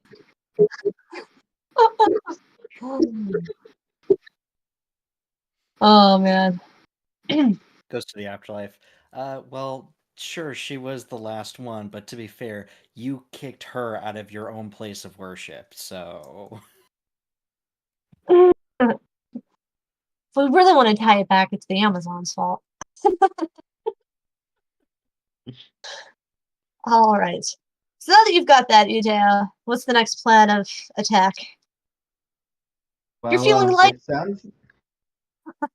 It sounds like Adea needs to get her magic reorganized now. Because, well, she could probably go about, willy-nilly casting spells again. I suspect that without giving it proper structure, it will not stay well organized enough to do that for very long. Pulling out the wild magic table. On the magic floor, so you are welcome to start peering around. There are sections that are dedicated to the different levels of magic, so arbitrarily say like 0 to 9. It seems very arbitrary. There are sections that are dedicated to certain types, like there's sections that are like, this is all earth magic, this is all light magic, this is all thunder magic, that kind of thing. And there are sections that are dedicated specifically to those who do worship specific deities so that they can, decide where their loyalties lie or what magics they should be able to activate or something. There are sections that are dedicated more to potions, and sections that are dedicated more to I'm trying to remember what else I told Erden when he went up there. You managed to find Erden in the section that has several angry scratches out. You think it might say Druidcraft. Section on the map where it is scratched out where it says Druidic, and it looks like it got angrily scratched out. Like, I can't do that, so nobody else should be able to either, because only humans can activate connection. So it's like, no human's gonna come in here anyway. What the heck? And then there's another one with just a single cross that's the necromancy. Is just nope. Crossed out beneath it in red lettering, forbidden. Don't even ask. No, it just says don't. No. So there's like lots of options. Oh, there's also like magic items. There's a magic items section. Well, Medea's guiding principles right now are that she was told her magic was more earthen by Cadmus, and she has an excellent book on magic items she's been trying to understand. And between those two things, and the fact that there are labels for both of those things, take a little bit of each and keep searching until we find something that really clicks. Cool.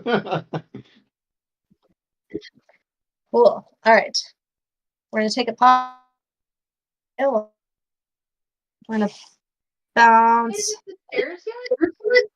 Yes, I was going to say we're bouncing back to Brina, who is now on the floor. She needs to be on for interpret. Zoo can come later. She's now on the 5th floor. Interpret. So it is also East Wing, and it is a huge section. Primarily scrolls, not books. And as you open it up, What am I opening? Like if you open a scroll up, just to kind of peek and see what's going on in here. I want you to give me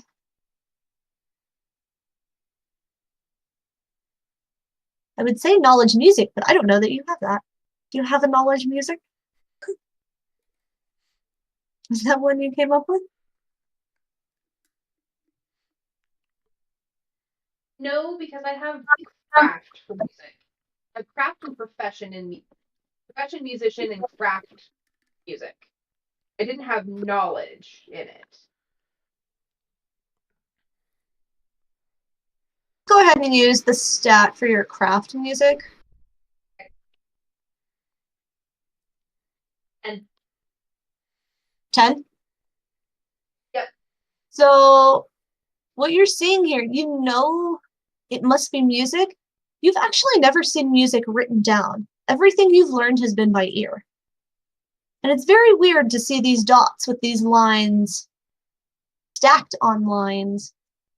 And there's something very beautiful about it, and you wish you could read it. You can understand enough to know that as it's making these patterns, you can tell that the pitches are getting higher and lower. Mm-hmm. You're just not sure what the pitches are. That kind of thing. You think that you could probably figure it out if you spent enough time on these. And let me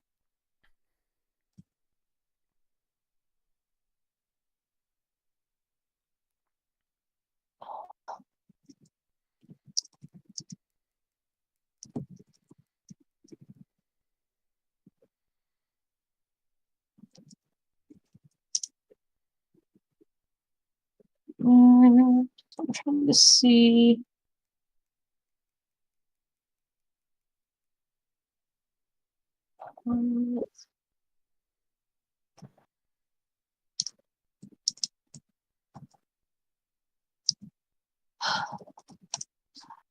Trying to see if I can find some other, because of course, if I look up Bard, you know what the first thing they bring up is? Freaking Shakespeare, and I'm like, he doesn't exist yet, dude. Wrong Bard. Wrong Bard. No. His charisma and awesomeness is just so high that Willie Shakes can transcend time itself. I do agree, Marco.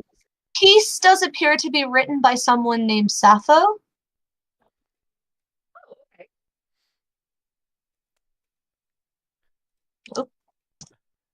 That's who I think it is. Rada knows who that is. Yeah. Oh, yeah. Who's that? Rada and Idea should both know who Sappho is. Yes. Me, Mary, knows who Sappho is. Brina doesn't. And Brina's like, oh, okay, cool. So yeah. I'm now kind of hoping you find a piece by Orpheus. Ooh. Yes, please. You know what it's gonna be? It's gonna end up being da da da da da da da da da da da. What on earth would Orpheus write the can? Because it's Orpheus in the Underworld. That's the name of the song. Really? Really.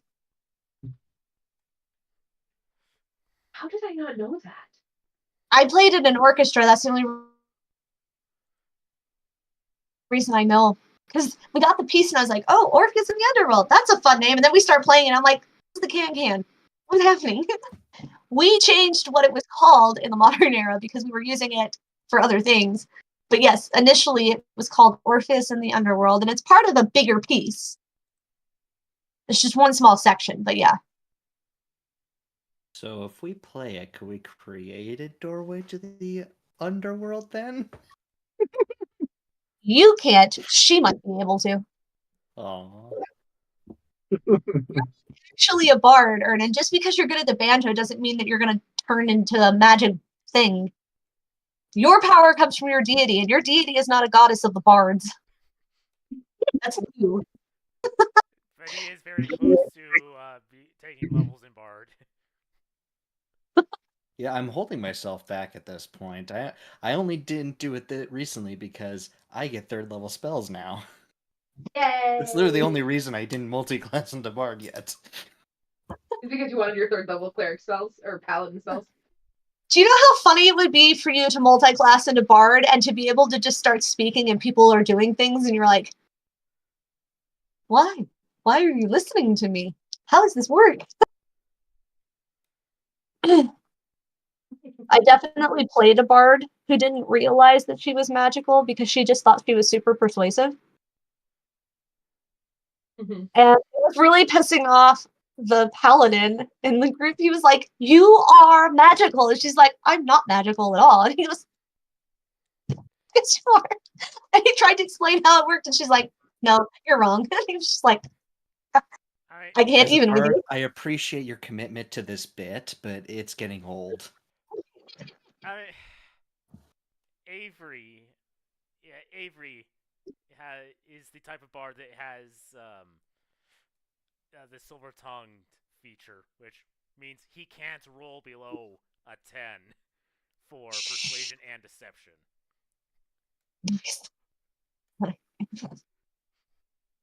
Hi. I'm just thinking of like Flynn Rider. He broke my smolder.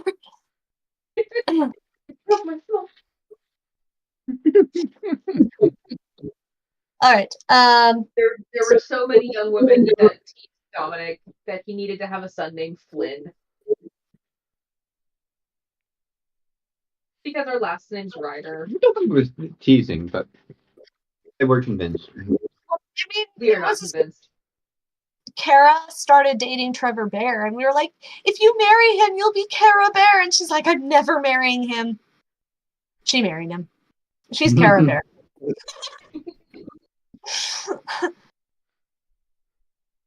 Anyway, Brina, since you were looking specifically for works from Taliesin, I will let you to give me an investigate. Since we know you know how the system works. Since we know you know how the system works, I will have you do it at advantage.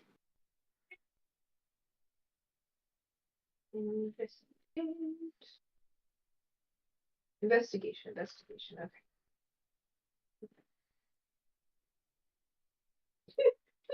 Thank you for the advantage.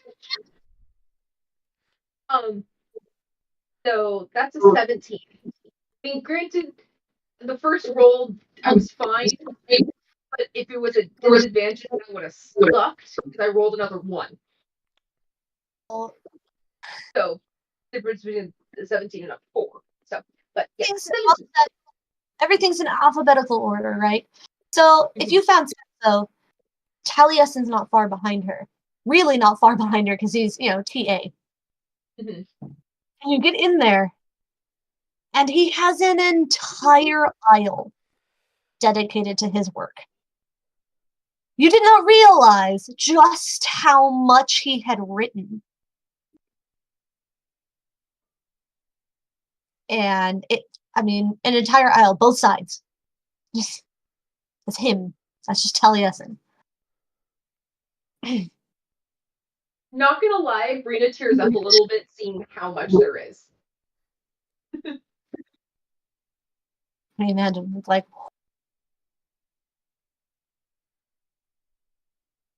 and it's like, how old was he that he could have gotten this much done? While being the Merlin. Yeah. Too old. It's almost like magic may have extended his life a little bit. What? I mean, it didn't need to last long until there was a new Merlin, and Emrys wasn't very happy to volunteer. Nah, he didn't. Actually, because you already have somebody else lined up, so why do I have to do it? Like, let Will do it. I don't want to do it. Will's like, yeah, I've sort of been like training for this since I was like little. Why are you taking this from me? Whiny teenage bit. I'm just gonna like kind of Brina's teared up a little bit because she got to meet Taliesin and I mean, it's Grandpa Taliesin, and so now to see his works on the shelves, she's just kind of like lightly running her fingers along the scrolls, and then kind of like maybe pulls one out, kind of at random, just looking for. I'm not sure like what topic of song by him I'm looking for, but just like looking at his work as a way to remember and carry on his legacy of artism. Because she's still a little ticked that what was his name? Chattanooga didn't know who Taliesin was. Seeing an entire aisle with both sides filled annoys me even more because it's like his entire aisle dedicated to him. You don't know this.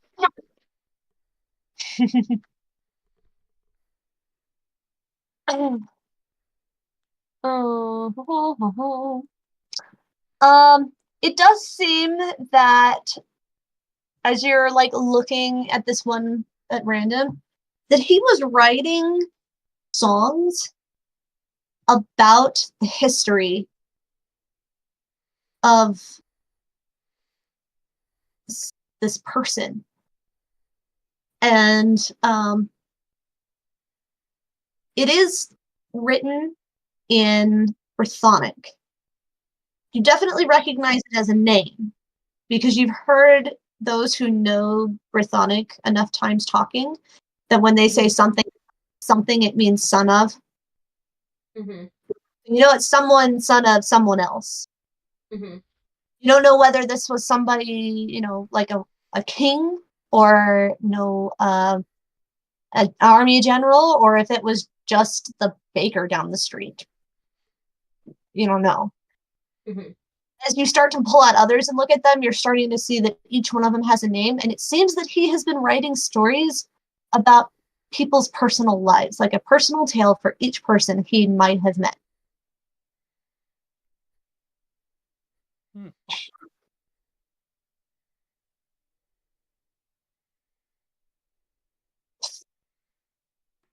Brina, I want you.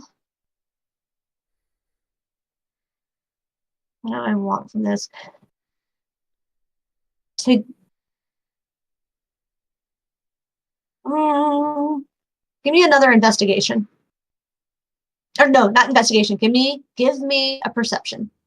as you're kind of rolling through. You're not necessarily looking closely at all of these because you can't read them unless you chose to put your tongues on.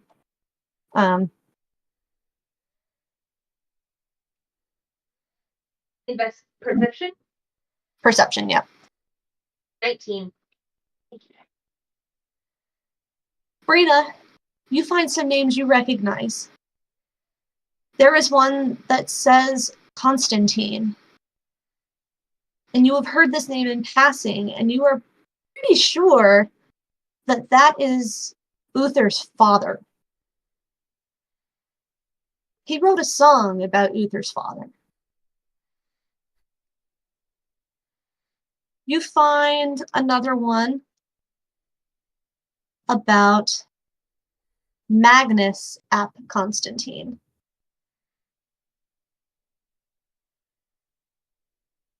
Whom you know is Uther by his original name. You find Aurelius Ambrosius. Aurelius. Mm-hmm. And you find Erden. Erden? Erden. I'm grabbing that one. I didn't have to translate if I have to.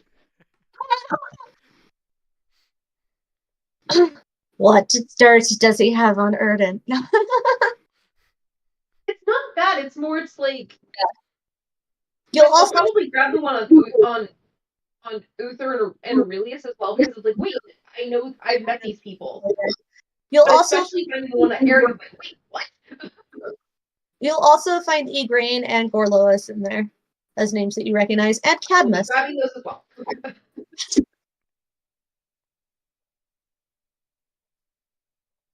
Is there like a table or something here where I can like spread these around? There are tables. There's Okay, even the tables seem to actually be positioned around a stage at the back. That's awesome. It's I kind just of like imagine- it's kind of like those little stages they have in the Barnes and Nobles in the kids section, except adult size.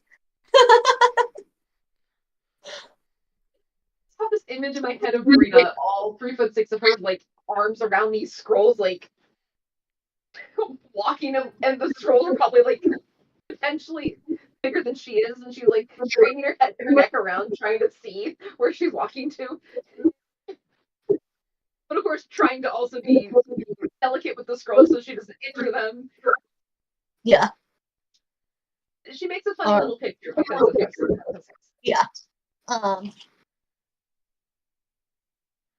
Now I'm just imagining like a little gif of Brina just running with scrolls and it just going on the bottom, grab the gossip and run. Grab the what and run? Gossip. Gossip. Grab the gossip and run.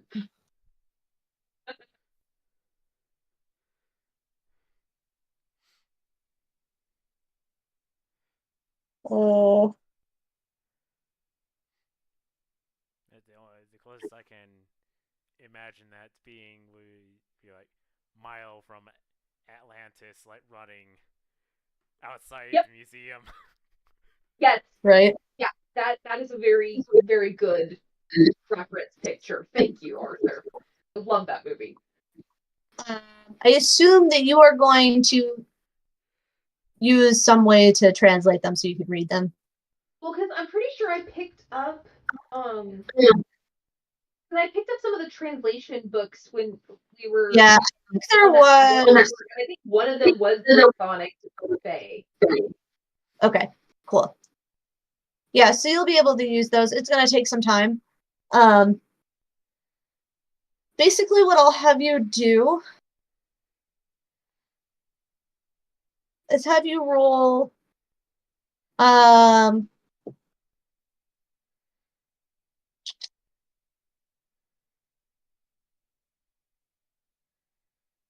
Trying to think how I want to.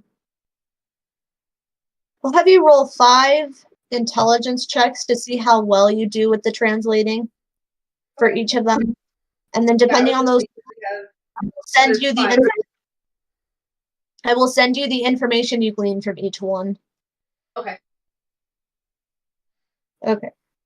And this is remind me of the check. Yeah. So which Intelligence. role? Intelligence. Thank you. Okay. Those were-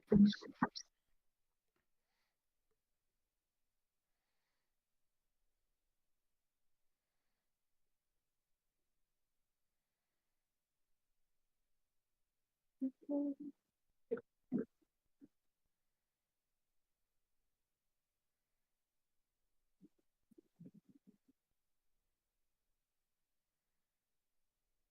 don't have to keep getting more rolls. Okay, there we go. Thank you. Erden, you're on deck. So as soon as we're done with her rolls, we're moving to you. Be prepared. We have we have 15, 11, 7, 18, and 16. Excellent. All right. A lid of my dice thing fell on the ground. Would you mind grabbing? Okay. So, Erden. So as you take a closer look, you start to see the subtle nuances that indicate he isn't entirely human and all that. You're starting to realize that his skin is sparkling like mud, and you can see, like, you know how when you see wet sand or whatever, you can see like the dark specks and the paler specks kind of sticking out. You don't necessarily see the grain size because it's so small, but you can see the different colors poking out. What you thought was hair is actually more like mud drapes, so it's like those lines of mud you'll see in sand that can kind of give the appearance of hair. Overall, he has a very, very human look to him, but you're starting to see what could be taken as his structure, and maybe you could see like places where if he had been smaller and hand size, where maybe somebody was smoothing with thumbs or fingers, and maybe where tools had been used to sculpt.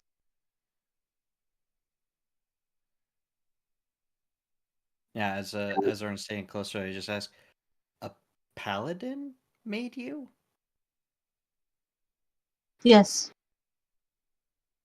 That's sort of what they were for. I mean, well, guardians of like lore and of the temples and things.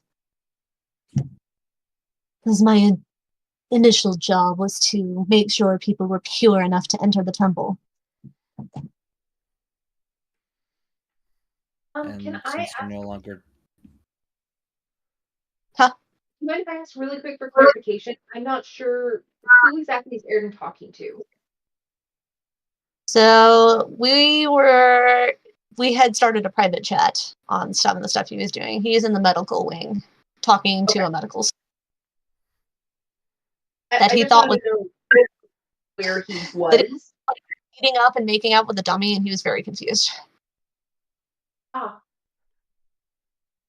Gotcha. Thank you. You seem surprised. Is that not what paladins do anymore? I don't know. This was a very long time ago. Memory's getting... Not of the ones I've heard of, though, judging by the fact that I've never even seen half the culture I've had to walk through just to get to this library, I would say I can't say much when it comes to the original people who, I guess, built the building, so it's certainly possible that they could have. I've just never heard of it. Well, the people who built this building were not the people who created things like me. The Greeks were not into that kind of thing.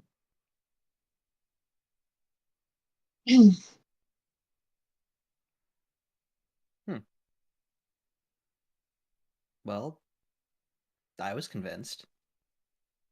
At least for a little bit. Convinced of what? Oh, just your likeness and everything. I suppose I don't catch your drift. I'm saying you look attractive. You were carved expertly. I was starting to wonder if you were attracted to dirt. I was very concerned. No, it's generally as unresponsive as the dummy you've got there. Oh, he can be responsive. And he just kind of like takes his hand and goes, "Oof," and you hear this as like air is forced out of it. Now he's in pain.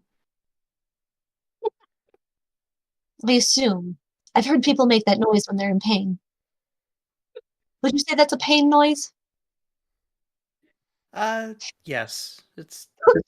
I would describe that as a pain noise, yes. Or you just like jot that down. I am now quite curious where you are from. The fact that you were not aware that this was built by Greeks. You appeared not to know much about paladins? No, that was one of the more boring subjects of my education. Paladin history was not Airden's strong suit. It's the one he kept dozing off in. Yeah. Right along with Magnus. The two were terrible students. Yeah, so the foreign languages, the human body, those kinds of things were far more interesting. It's fascinating that you learned about the human body when you're not human. Unless humans have now adopted a glow. Oh, well, most of the education came from the druids, so it was a very specific education. Druids! You know druids? I do. And they practice the healing arts, yes? Yes, They don't always use magic, right? correct. And do they know how to bring a heartbeat back when somebody's lost it? Not really. They do use the bellows method when someone stops breathing, and they at least know how to put a heart back together if, say, it's been cut by a sword, but to properly get it working again is far more difficult. Fascinating. I thought once a heart had been pierced, it was just dead. Apparently I'm wrong. He starts taking notes. Very carefully. You have to be very careful about it. Our hearts are very delicate, yes? Yes. That's what I've learned. You poke it in just the wrong way and it explodes. I did not find that out the hard way. He does not sound convincing at all. Ern's more concerned, like, okay, what kind of poke was that? What were you using? His fingers don't appear in the heart, so I'm like that. Was the heart just hanging open, or did you have to go through the ribs first?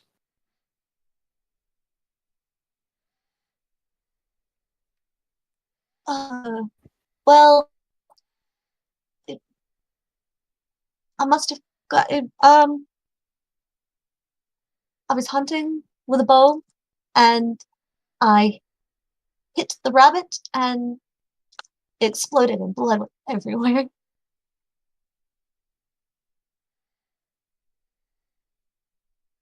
That is honestly rather impressive. Not the rabbit part, but you did that with an arrow. Apparently, I'm stronger than I look.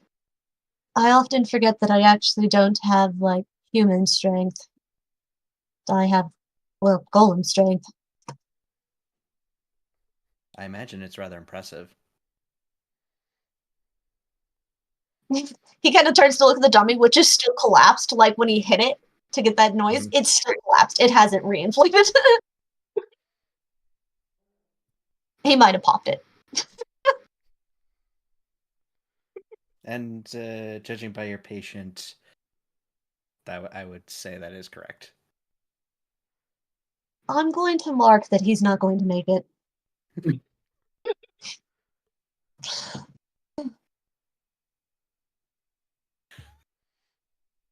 Tell me.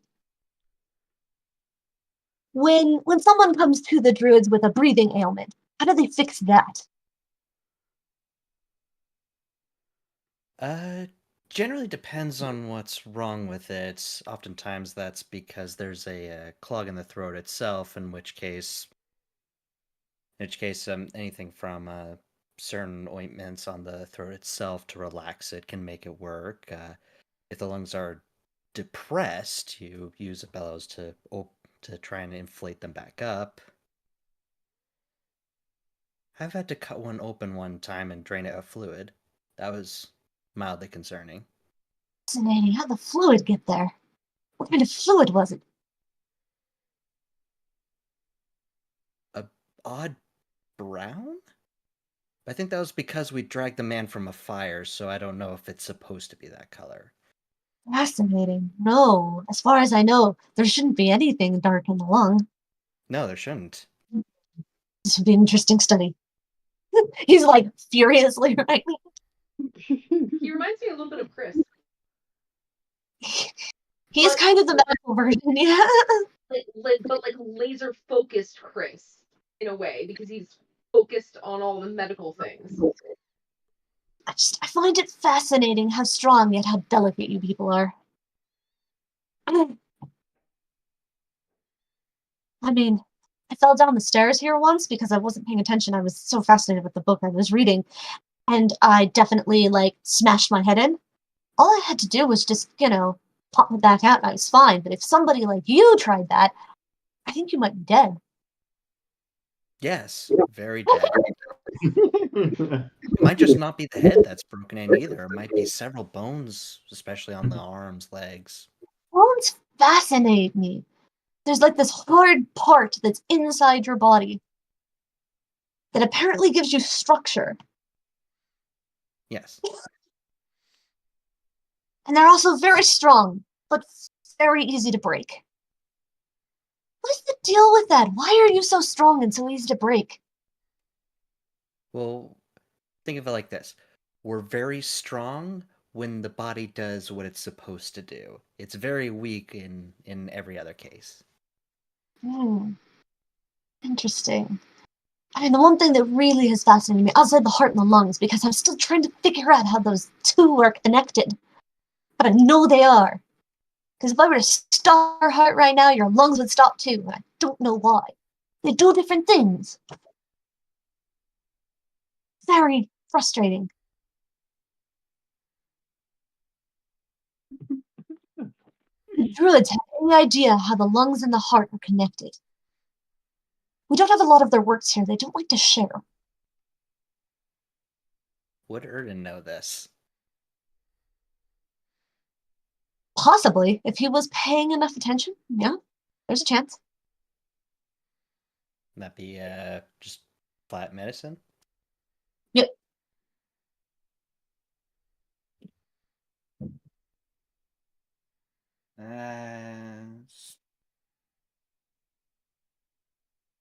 Okay, the modifiers are helping me here. 15. 15. He's not sure what the complete function of the two is. He's looked at cadavers before because the druids are all about the hands-on approach. And so the older druids, when they die, they'll donate their bodies so that they can be studied. So when you're looking at the bodies, you know that lots of the blood vessels pass through the lungs. There are so many blood vessels in the lungs that it's overwhelming how many there are. And there's a system to the way that they move.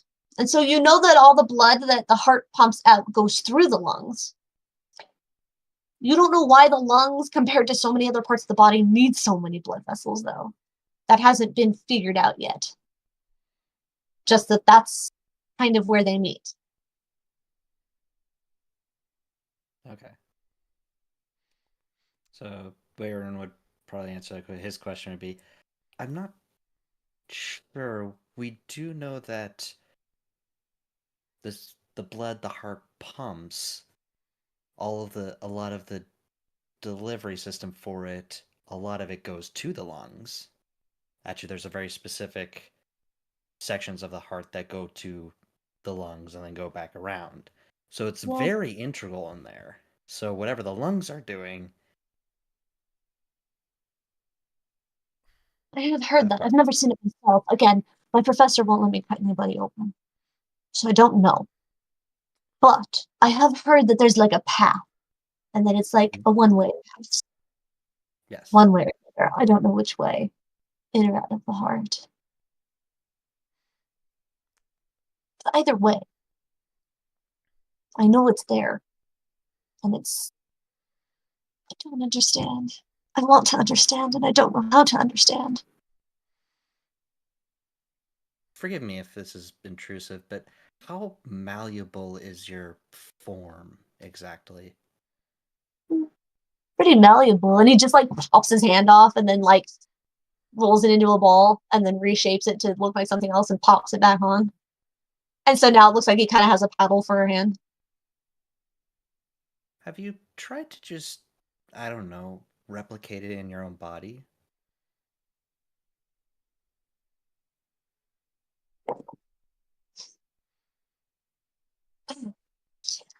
Yes. Yes. What a brilliant idea. Of course I've tried. You know what the problem is? I have no blood. I can't just make a heart start pumping in me. That doesn't work. I can't inflate lungs in me unless I inflate it, mold it up, and then flatten it, and over and over and over again. You know how much work that takes? Well, I would imagine just adding a little bit more water to make the mud a little more pliable, and then using the diaphragm to actually move the lungs would help.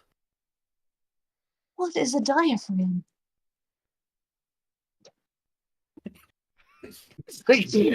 Just like, okay. So, okay, so Ern probably, is there like just like a chalkboard or something? There's it's not really a chalkboard per se, but it's like a rock wall, and there's like paint that seems to be like washable paint. Okay. Kind of reminiscent of like cave paint. And like, how broken is the dummy exactly? It definitely looks like somebody who has been in a really bad car accident and just like concave the chest in. Okay, so it's not like irreparably broken. I mean, you might be able to reinflate it. You can start puffing into the hole that's the mouth, see what happens.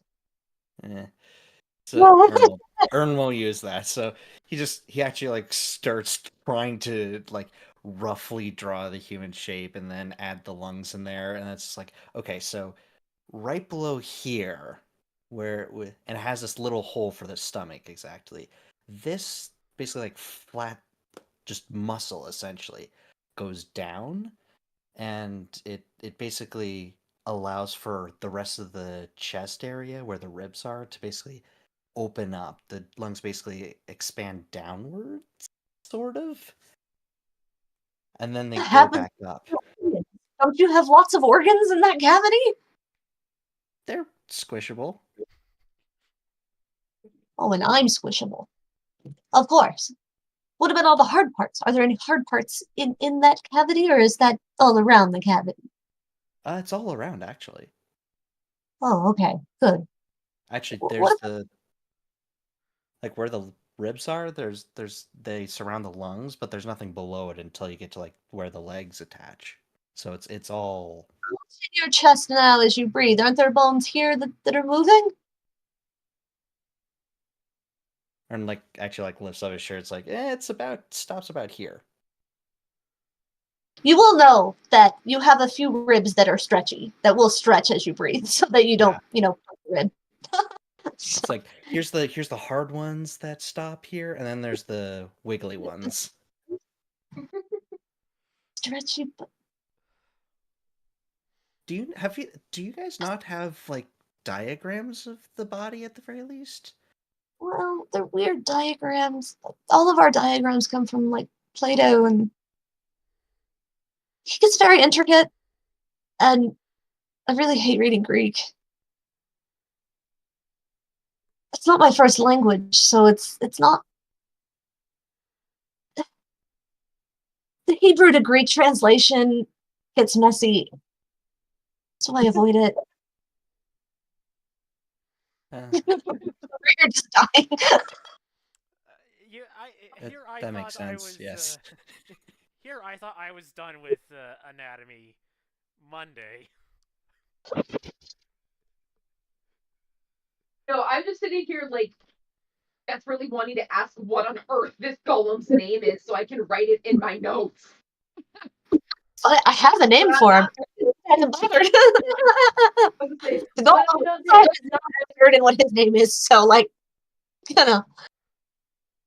And that's my thing. It's like I had a feeling that's like that might not have come up because that doesn't, and that's perfectly fine. I'm not saying people need to be more like me and ask names. That's not what I'm saying.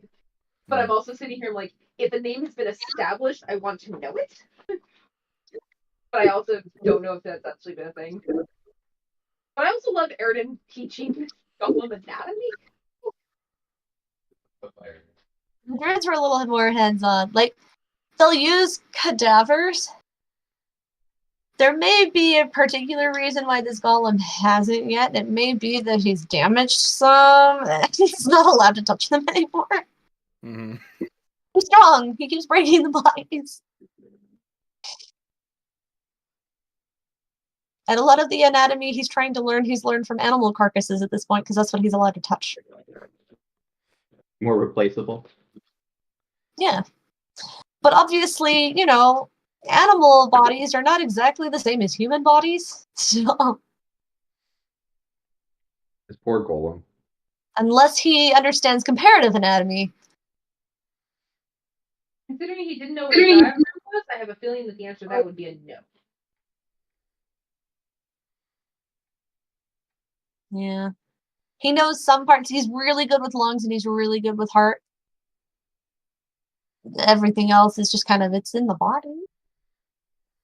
I don't know why. But I organs, so I just feel like Erden, like in another life, would be pretty good at just like this a secondary learning instructor. Just like, okay, I'm supplemental help to like really get into the nitty gritty of okay, where exactly are you going wrong here? You're a tutor.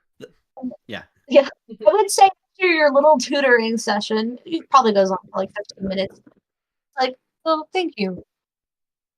I'm sorry, you came in here for a reason. Did you need something? Yeah, I was wondering what you were doing, and it turns out it was CPR. Right. We did talk about that. How are you Did you doing just... it exactly? Oh, well, I was using an old chant, an old psalm. It's called "The Lord is My Shepherd," and you do it in time to this chant, and it should be enough compressions, I hope, to restart a heart. But I haven't had anyone practice on other than, you know, something that's not alive. I suppose I could go find an animal and see if I can, like, shock its heart into stopping and then try and start it again, but I feel like that's a little cruel to the animal. Yes, it would be. If Rita had overheard that, she would have been quite upset. Be that he feels it's cruel, but also quite horrified at the prospect of what he was planning. That's a very fine line between keeping alive and very much killing them. Yes. I will say, Erden, you get this faint feeling of disapproval. You don't think that your goddess likes him very much? She's like, he's not actually alive, so he doesn't really appreciate what it means to be alive.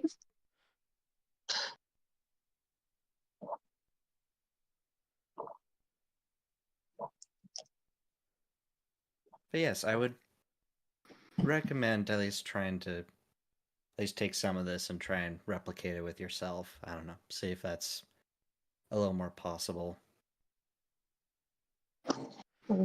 Maybe I could try again. I don't know. All I know is bloodletting, terrible idea. Don't let anybody tell you that bloodletting's a good thing. All it does is drain the body of all of its blood. And apparently, you need that. Yes. Actually, this was a bit of a surprise. Just because it's inside the body doesn't mean it can just go anywhere. It actually has to stay in the blood vessels as well. Why? What is so important about the blood? Other than apparently blood has something to do with relating to other people? That's metaphorical? You're not supposed to mix people's bloods. Don't do that. What does that cause problems? Oh, is your blood not all the same? I don't think so. It was all just red and sticky and smelled like metal. Yes, I think I don't know. I think it's because it goes out and then back in that it doesn't work. Also, it's hard to put it back in once you take it out, so it just goes wrong in general. That's fair. Stretch! Sorry, I can see Elvis in the background. He just gotta face the other one. Huh. So the thing, I know that blood is associated with the heart. The heart pumps the blood around. Why is the blood so important? How is it keeping you alive? Also, Actually, I've noticed things, and I don't know if these are connected. But if you can't breathe, you turn blue. And if you lose a lot of blood, you turn blue. What is the deal with you turning blue? that is a turn of phrase. You actually turn white. And, well, you turn white when you lose blood. You actually do several different colors in the other one, I think.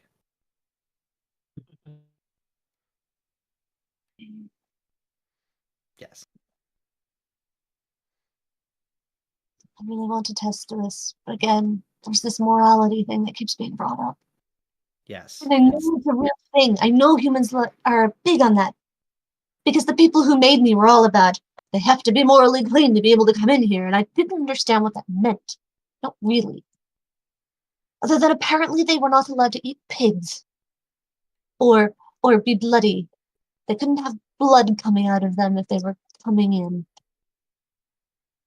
And they could only walk us some steps when they got inside. They were very particular. I don't understand these people at all. The first one's a bit confusing. The second one makes sense. The third one, I don't even know where that came from. Either. But belief systems generally have to be followed, or else everyone gets upset. So Yes. actually, I'm pretty sure part of blood has to do with heat. Does blood produce heat?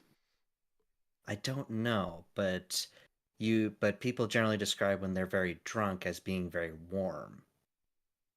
So the drunkenness is affecting them as well. Feed themselves? You cut out. So are you sure it's not because they peed themselves? No, it's very different. You can very easily smell if they peed themselves. I just happen to know that is warm because I have had a dog pee on me. Thought I was a tree. It's disgusting. I had to squeeze it out of me. Ew.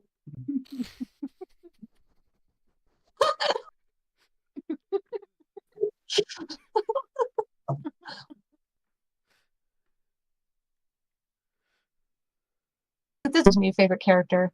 Because, like, he's smart, but also kind of dumb. He's like Kronk! I like this interaction that it's like a non-human entity is desperately trying to figure out what human stuff, and then there's this B student who knows just enough to be able to reasonably pass, but doesn't know all the specifics that would really help in this situation.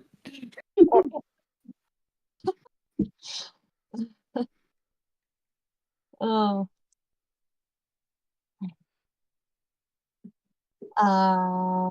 Oh, now I've forgotten what we were talking about. Brain stopped. Blood being warm when people are drunk. Blood being warm. Fascinating. You ever bled before? Yes, several times. Is it warm? It is. Do you feel cold once it leaves you? Yes. Huh. He's gonna start making notes. What other sensations do you get when you start bleeding out? Well, they're generally a bit hard to tell a difference when generally the source of the bleeding generally comes with a lot of pain. And so that's a bit distracting, unfortunately. Depending on how much you Yeah. lose lightheadedness. Sleepiness. And depending on how bad the wound is, you might stop feeling it at all. Yeah. It just goes numb. And that's really Or you got bad. really bad burns, which Airden is also familiar with. It's been You've cauterized everything. Aaron's been If burned, you he's need cauterized somebody wounds. to speak to what traumatic wounds feels like, this golem couldn't have found many people better than Airden. No, like You're my brazier. Ern could in a lot more detail than me probably describe a lot Right. of what it means to Yeah. lose. I know blood that loss. He's gonna be like, sounds like you've gotten severely hurt a lot. Have you ever stopped breathing? A few times. Oh, what was that like? How did you feel? Excruciating. Oh. Well, you mostly get lightheaded. It's really hard to just think in general.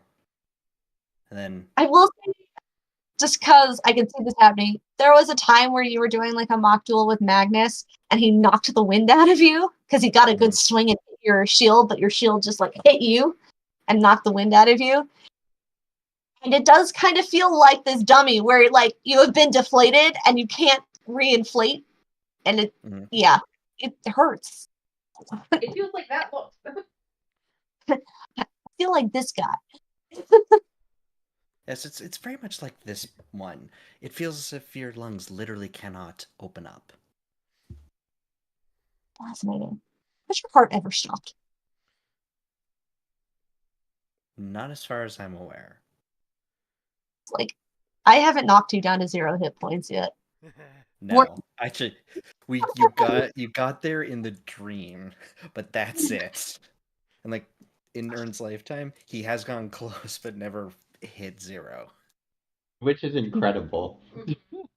Stopped, but it's been very, very weak. It's like Ern has felt it slow when he got his femoral nicked one time. Like he knew he was this close a few times. Well, it's a weird feeling because, like, when you got nicked and it just was like a faucet had been turned on, it was just like, oh, there goes all my lifeblood.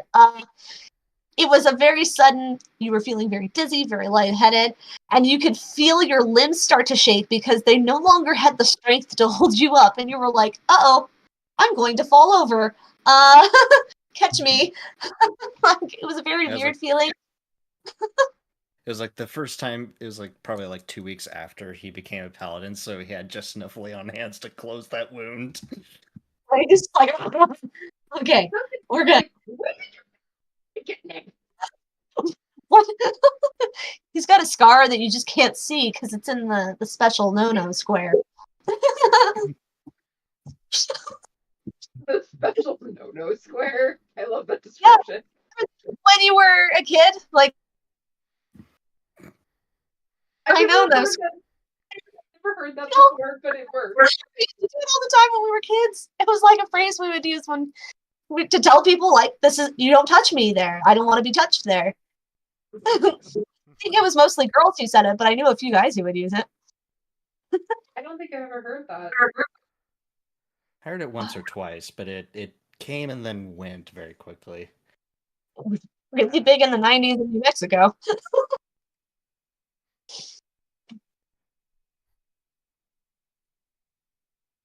Maybe you just never made it as far north as Montana. I mean, we did tend to trend about 3 years behind the rest of the country.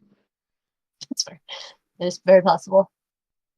He will continue to take notes as he asks you about your various injuries. He'll be super fascinated by the burns. He'll be like, "I'm sorry, you actually got burned like a piece of wood."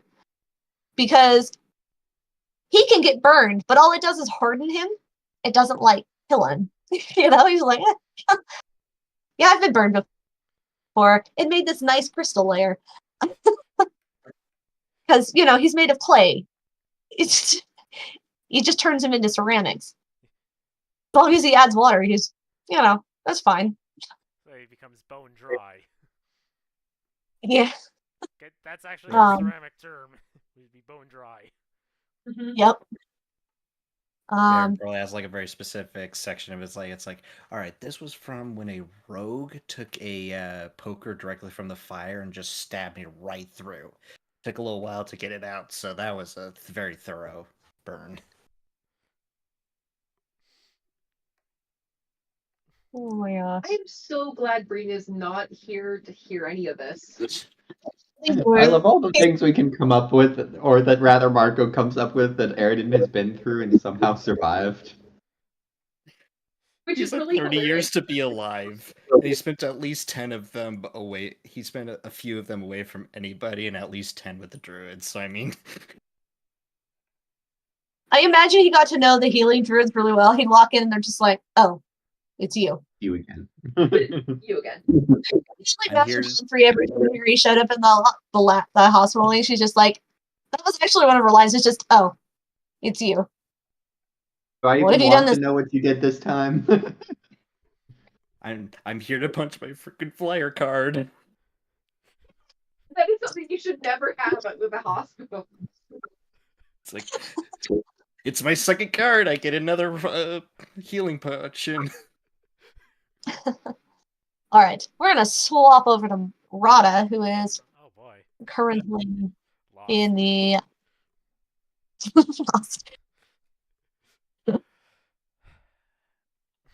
Alright, so having realized that she's not getting anywhere, she's going to stop, take a deep breath, and then try to see if she can figure out this pattern. And the Okay. bad luck continues. Do you want me to roll for you? Let's see, if this is wisdom, then that would be a 9. A 9. What is it that you're looking for, Rada? Military treatises and training manuals. Gotcha. So you're kind of looking around and you're like, damn hieroglyphs. Why is everything in hieroglyphs? This is a Greek building. This should be in Greek. I don't get this. What is going on? And it's turning you around and you don't recognize these numbers. It's really frustrating. And as you're just kind of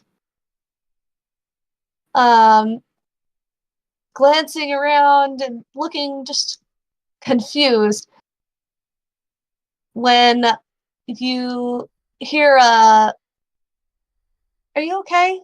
Do you need help? Yes, I would like help. I'm getting turned around by the unfamiliar language. I see. What are you looking for? Well, I am looking for military training manuals and military treatises. Hmm. My group and I have gotten ourselves caught up as participants in a war in the human world. Ah, yes, those humans do like to fight, don't they? I've noticed that. Well, you want to go down to floor 2, East Wing.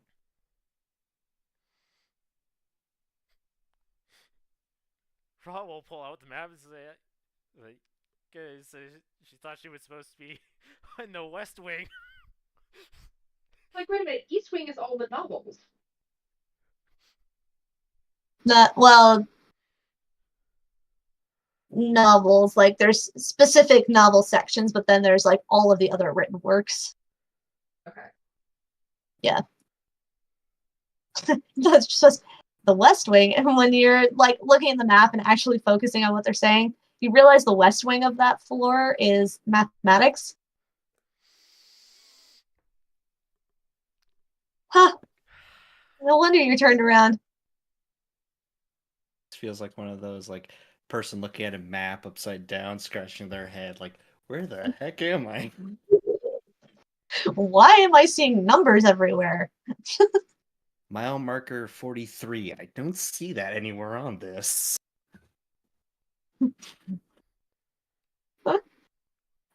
Oh, not mile marker 43, highway 43.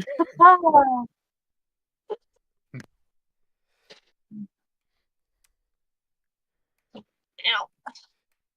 Snowflakes. She, What do you mean I'm in?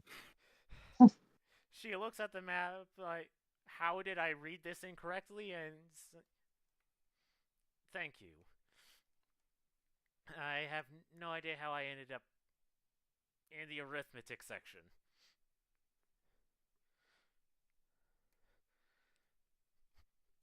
This would be a weird question. Are you a cleric by any chance? I am. Do you have a friend who's like really into rocks? Is it that obvious? No, it's just not that many centaurs come through here. But you fit the description of one that I've heard of.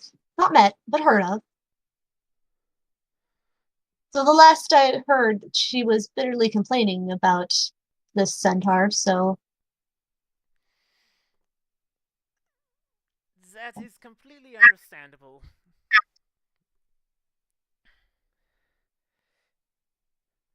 Because, I disappeared on her. Oh, so you are Tong's friend. Mm-hmm. A little bitter, because apparently you called for her, and then she showed up and you weren't there, and everything was dead.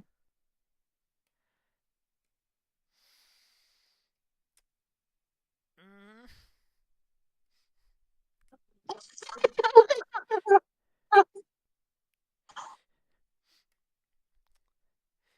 Mr. Naka, not doing that. What was that you My cut out? condolences. That's where you're from, right? Yes. Yeah. I could totally leave a message for her if you want. Yes. Perhaps if you just give me a moment to write something out for her, it'll be easier than having to convey a whole message. Fair enough. And Raul will take the time to write out an entire apology and explain what has been going on. Okay. Excellent. Once you finish that up, she will take the message and she'll say, good luck with your war. I'll let Tong know you were here.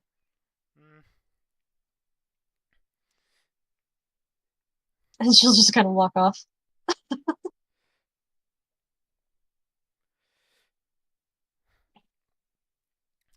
All right. As she is walking to the East Wing second floor, she's going to pause for a moment and just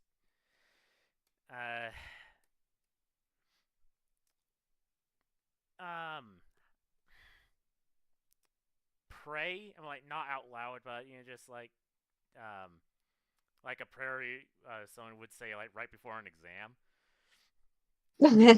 Whoever is listening. Like to whoever, if any, are listening to me, I am lost.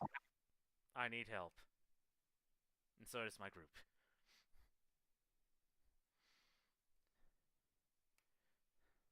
Okay. Give me a religion check. Is anyone listening? Oh, I know. It's like someone holding a map of Colorado, trying to find Casper, Wyoming, and the person they're asking saying, "Sir, this is Nebraska." I feel so bad holding a map of Colorado, thinking that I was in Wyoming, considering those states look exactly the same. So, the frustrating thing about religion is that it's an intelligence thing, and Rada has only a +1. So that was a 6. Feeling anything? No tingling, no. You're starting to realize that you've been missing this for a while. Like, you haven't really felt a connection to anything. You're missing that tingly aura you used to get when you would cast spells, and you miss having that feeling that you knew somebody was there watching over you. It's oddly numbing. Or number 10,347 on the general request channel. Please stand by until your number is called to receive your blessing.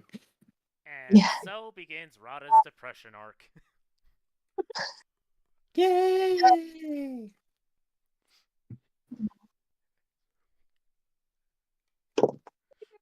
Depression met with so much joy. Because that's where you get character growth. Like Arthur said, and then your response is like, depression is not normally met with joy. Rada and Adea, in regards to the death of gods. Adea, I guess I'm about to become an entirely new person. Rada. Hang on. I'm gonna my world has crumbled. Exactly. I see D&D as general writing. Just I love torturing my characters. Well, Rada was more religious than Adea. Yes. Very much so. Yes. It's hard to get less religious than Adea. Adea might have broken the world record for least religious cleric. Okay, Unless you can actually be devoted to worshipping nothing, in which case. I do know a contender for least religious, and that would be Tong, because she is against the gods. Least religious cleric, specifically, though. Yeah, with clerics, yeah, no, that's Adea, but... Say Tiberius is up there too because he believes in Jesus, but he's the Christmas Easter Catholic. That's the only time he ever goes to mass. He just so the average. When I was in Mexico, my companion had previously been Catholic, and I asked him to tell me a little bit about it so that I better understood what the people there believed. And he was like, "You don't need to know; they don't know either." To be fair, a lot of the Mexican who had initially been first converted to Catholicism were told, you either become Catholic or you die. So they were all like, sure, I believe in Jesus. Cool. So yeah, there's a lot of like, you know that there's the Virgin Mary, and like we believe in Jesus. That's what our culture has survived off of for centuries. So none of them actually knew what it meant to be Catholic. They just all were Catholic. That was how it was. And they claimed it because it was almost a shield. Well, in colonial times, yes, definitely. And the culture just continued that way, even when it wasn't necessary. Kind of sad if you think about it. But. It really is. Okay, cool. So, in this very moment, you're feeling very cut off and very alone, which is very weird for you. Whether it's because you've had a god there, a goddess the whole time, or you've always had a group, and now you've kind of split from your group. You've done this before, and this is intentional, and you know that, but part of you's like, I don't know if I like this now. Like, I'm utterly alone right now. And it's a weird feeling. And then suddenly, you feel this warmth starting somewhere in your chest. It's very weak at first, but then you start to feel it growing. And you don't know what it is at first. It's hard to tell. But then you start to recognize it as the presence of someone else. Someone has noticed you. It's a feeling that you haven't felt this type of feeling since the first time that Artemis connected with you. Someone is reaching out. Someone that is not required to need you to be able to reach first. This person's powerful. Whoever it is, this deity.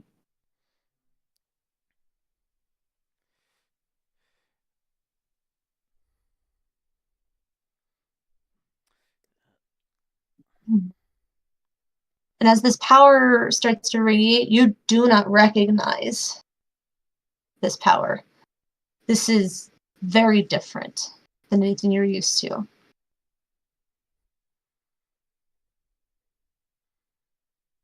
And I need you to... You can choose to fail this if you want. You can make the wisdom saving throw or choose to fail it.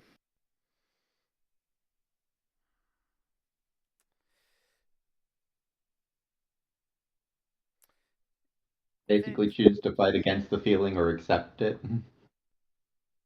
Yeah. Let me in.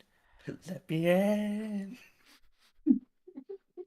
Honestly, This is the Jesus at the door without the handle photo, the painting. I'm here. Let me in. I can't. honestly, I Right now, think this also feels very similar to Idea with Invitar. With him I'm knocking. for this to feel like this, but this is almost taking on a Joseph Smith moment, and it's not what I was going for, but I think the analogy works. You were suddenly in a very dark place for a moment, and you're like, yeah. So I and then you're like, what I think. Rada's home is destroyed. yeah, Goddess is dead. She is physically alone. She is starting she's in a bad. Hmm? She's in a bad place. She is very much in a bad place, and she's starting to realize that maybe this is why Apollonia went mad. Ooh. Yeah, good point. Who? Rada's Google it. girlfriend. Rada's girlfriend before she became an adventurer. Well, before Cleric of Artemis. Mhm. And with this being a feeling similar to when she connected with Artemis, it's like the one familiar thing that's happened recently, she's going to allow this to happen. Okay. Cool. So you allow this warmth to take over, and it feels like sunshine, not otherworld sunshine, but actual real sunshine. It is warm, it is comforting. It feels very much like a natural light has surrounded you. And at first, this light that is surrounding you is blinding. And maybe for a moment you're like, well, I wish Erden were here because he could at least tell me what's going on because I can't see a thing. But it's a little bit. And you see a man there. A very big, burly man with this sort of long, wavy, dark hair that he's got. Most of it is down, but it's got braids in places. He's got blue eyes, and they are very pretty blue eyes. It's like Elijah Wood eyes. Gotcha. Yeah. Oh, I love eyes like that. They're just so blue. I don't know how they do that because blue eyes don't actually have pigment in their irises, so how does he do that? My eyes never look that blue. I knew it. He's a lizard. Oh, is it? Right? The hobbit eyes. Glenn Gandalf. And he's wearing what looks like animal hide leathers. They're all of soft browns. And he sorry.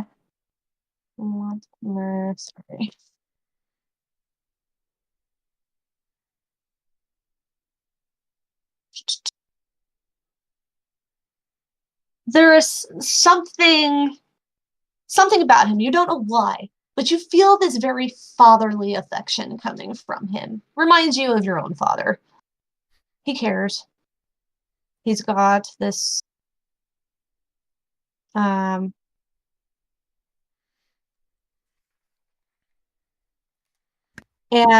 the one thing that really stands out is that he has a silver spear in his hand. And it seems to catch the light at different angles. Sometimes it's really reflective, and sometimes it's just sort of a soft silver color.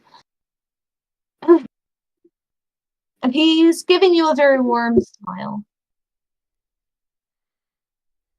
And he's not even standing. He's sitting on a rock. He's got the spear kind of laying across his lap. He's not trying to be imposing or anything. He's just kind of relaxed on this rock. And he just kind of motions for you to come to him and to take a seat.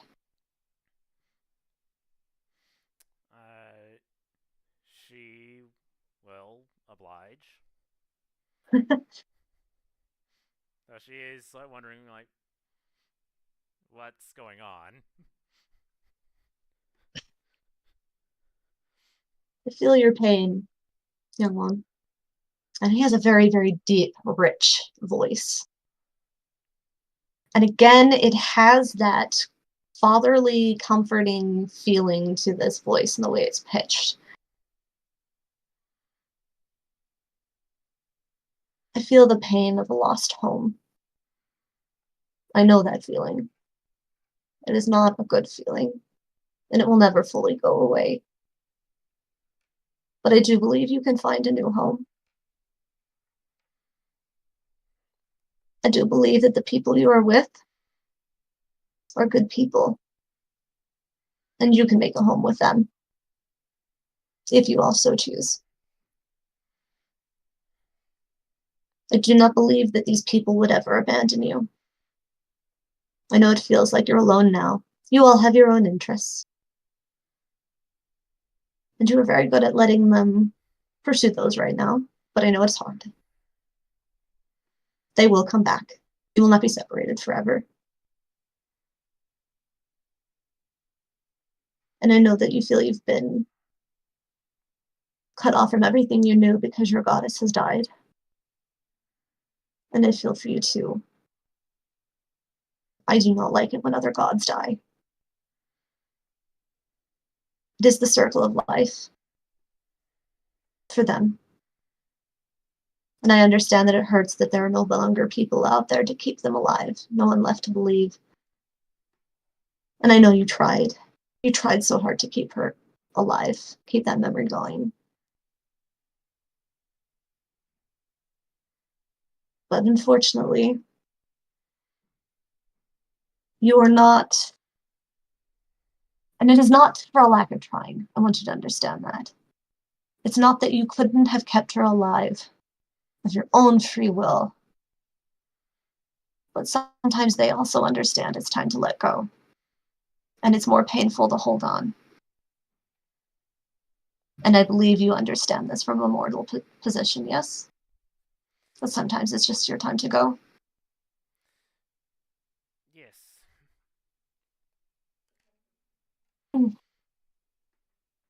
I want you to know that Artemis understood this. She did not let go lightly, but she also understood that she could not hold on forever. That it would do more harm than good. To herself. And to the few followers she still had. Being said, that does not mean that other gods have not noticed you. I noticed you. Who are you?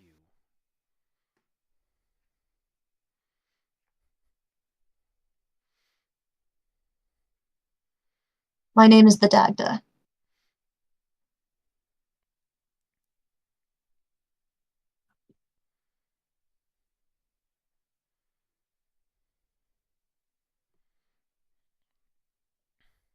And I want you to know that I noticed your strength.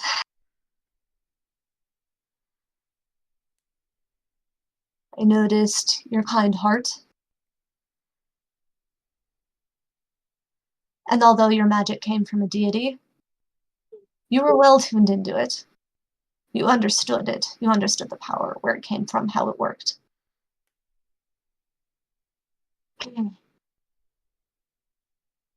You are stronger than you think you are.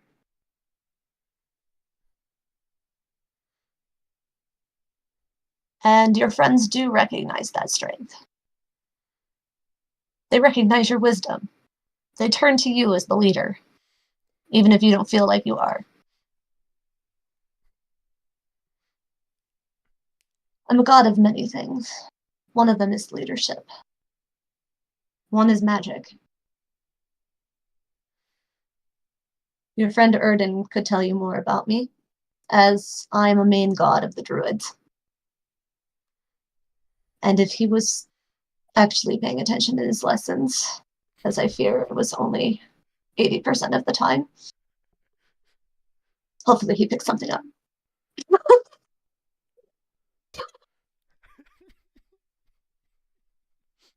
Oh, that he knows there.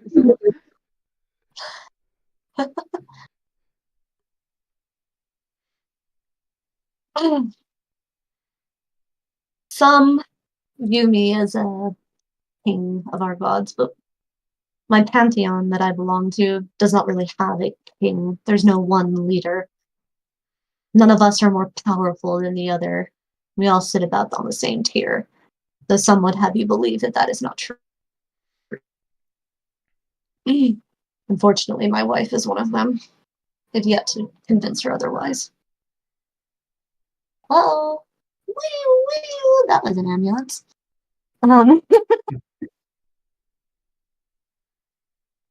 But while I have recognized you, and I would feel honored if you would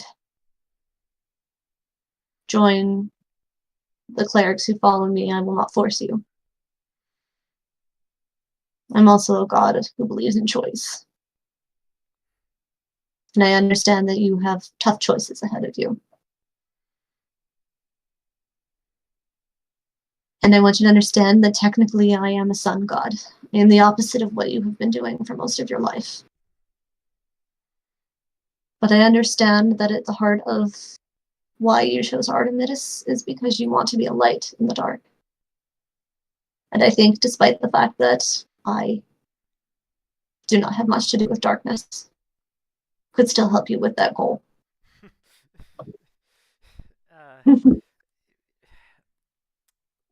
My friend Tong, one of her theories was that the sun is a star that is closer than the others. You should listen to your friend Tong. She's onto something.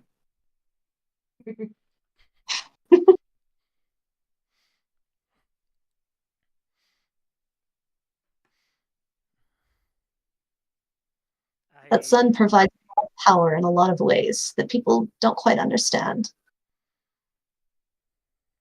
I also symbolize agriculture to many. And that is because the sun provides for the plants that provide for the people.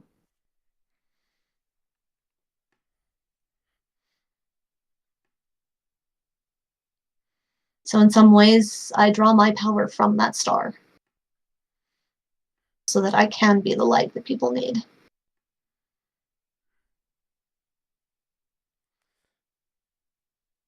I thank you for your words of encouragement and wisdom. You're welcome. And I thank you for allowing me to make the choice. As this will have to be something I will have to think about. Absolutely. When you feel you have an idea, you are always welcome to reach back out.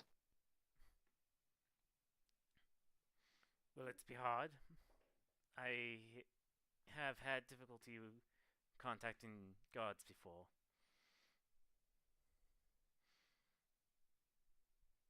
Contacting me can be difficult. I have a lot of followers, and I try to answer everyone's prayers. I don't like to leave anybody feeling as though they are alone. But as long as you pray, I will hear you. The stronger your faith, the easier it is to contact me.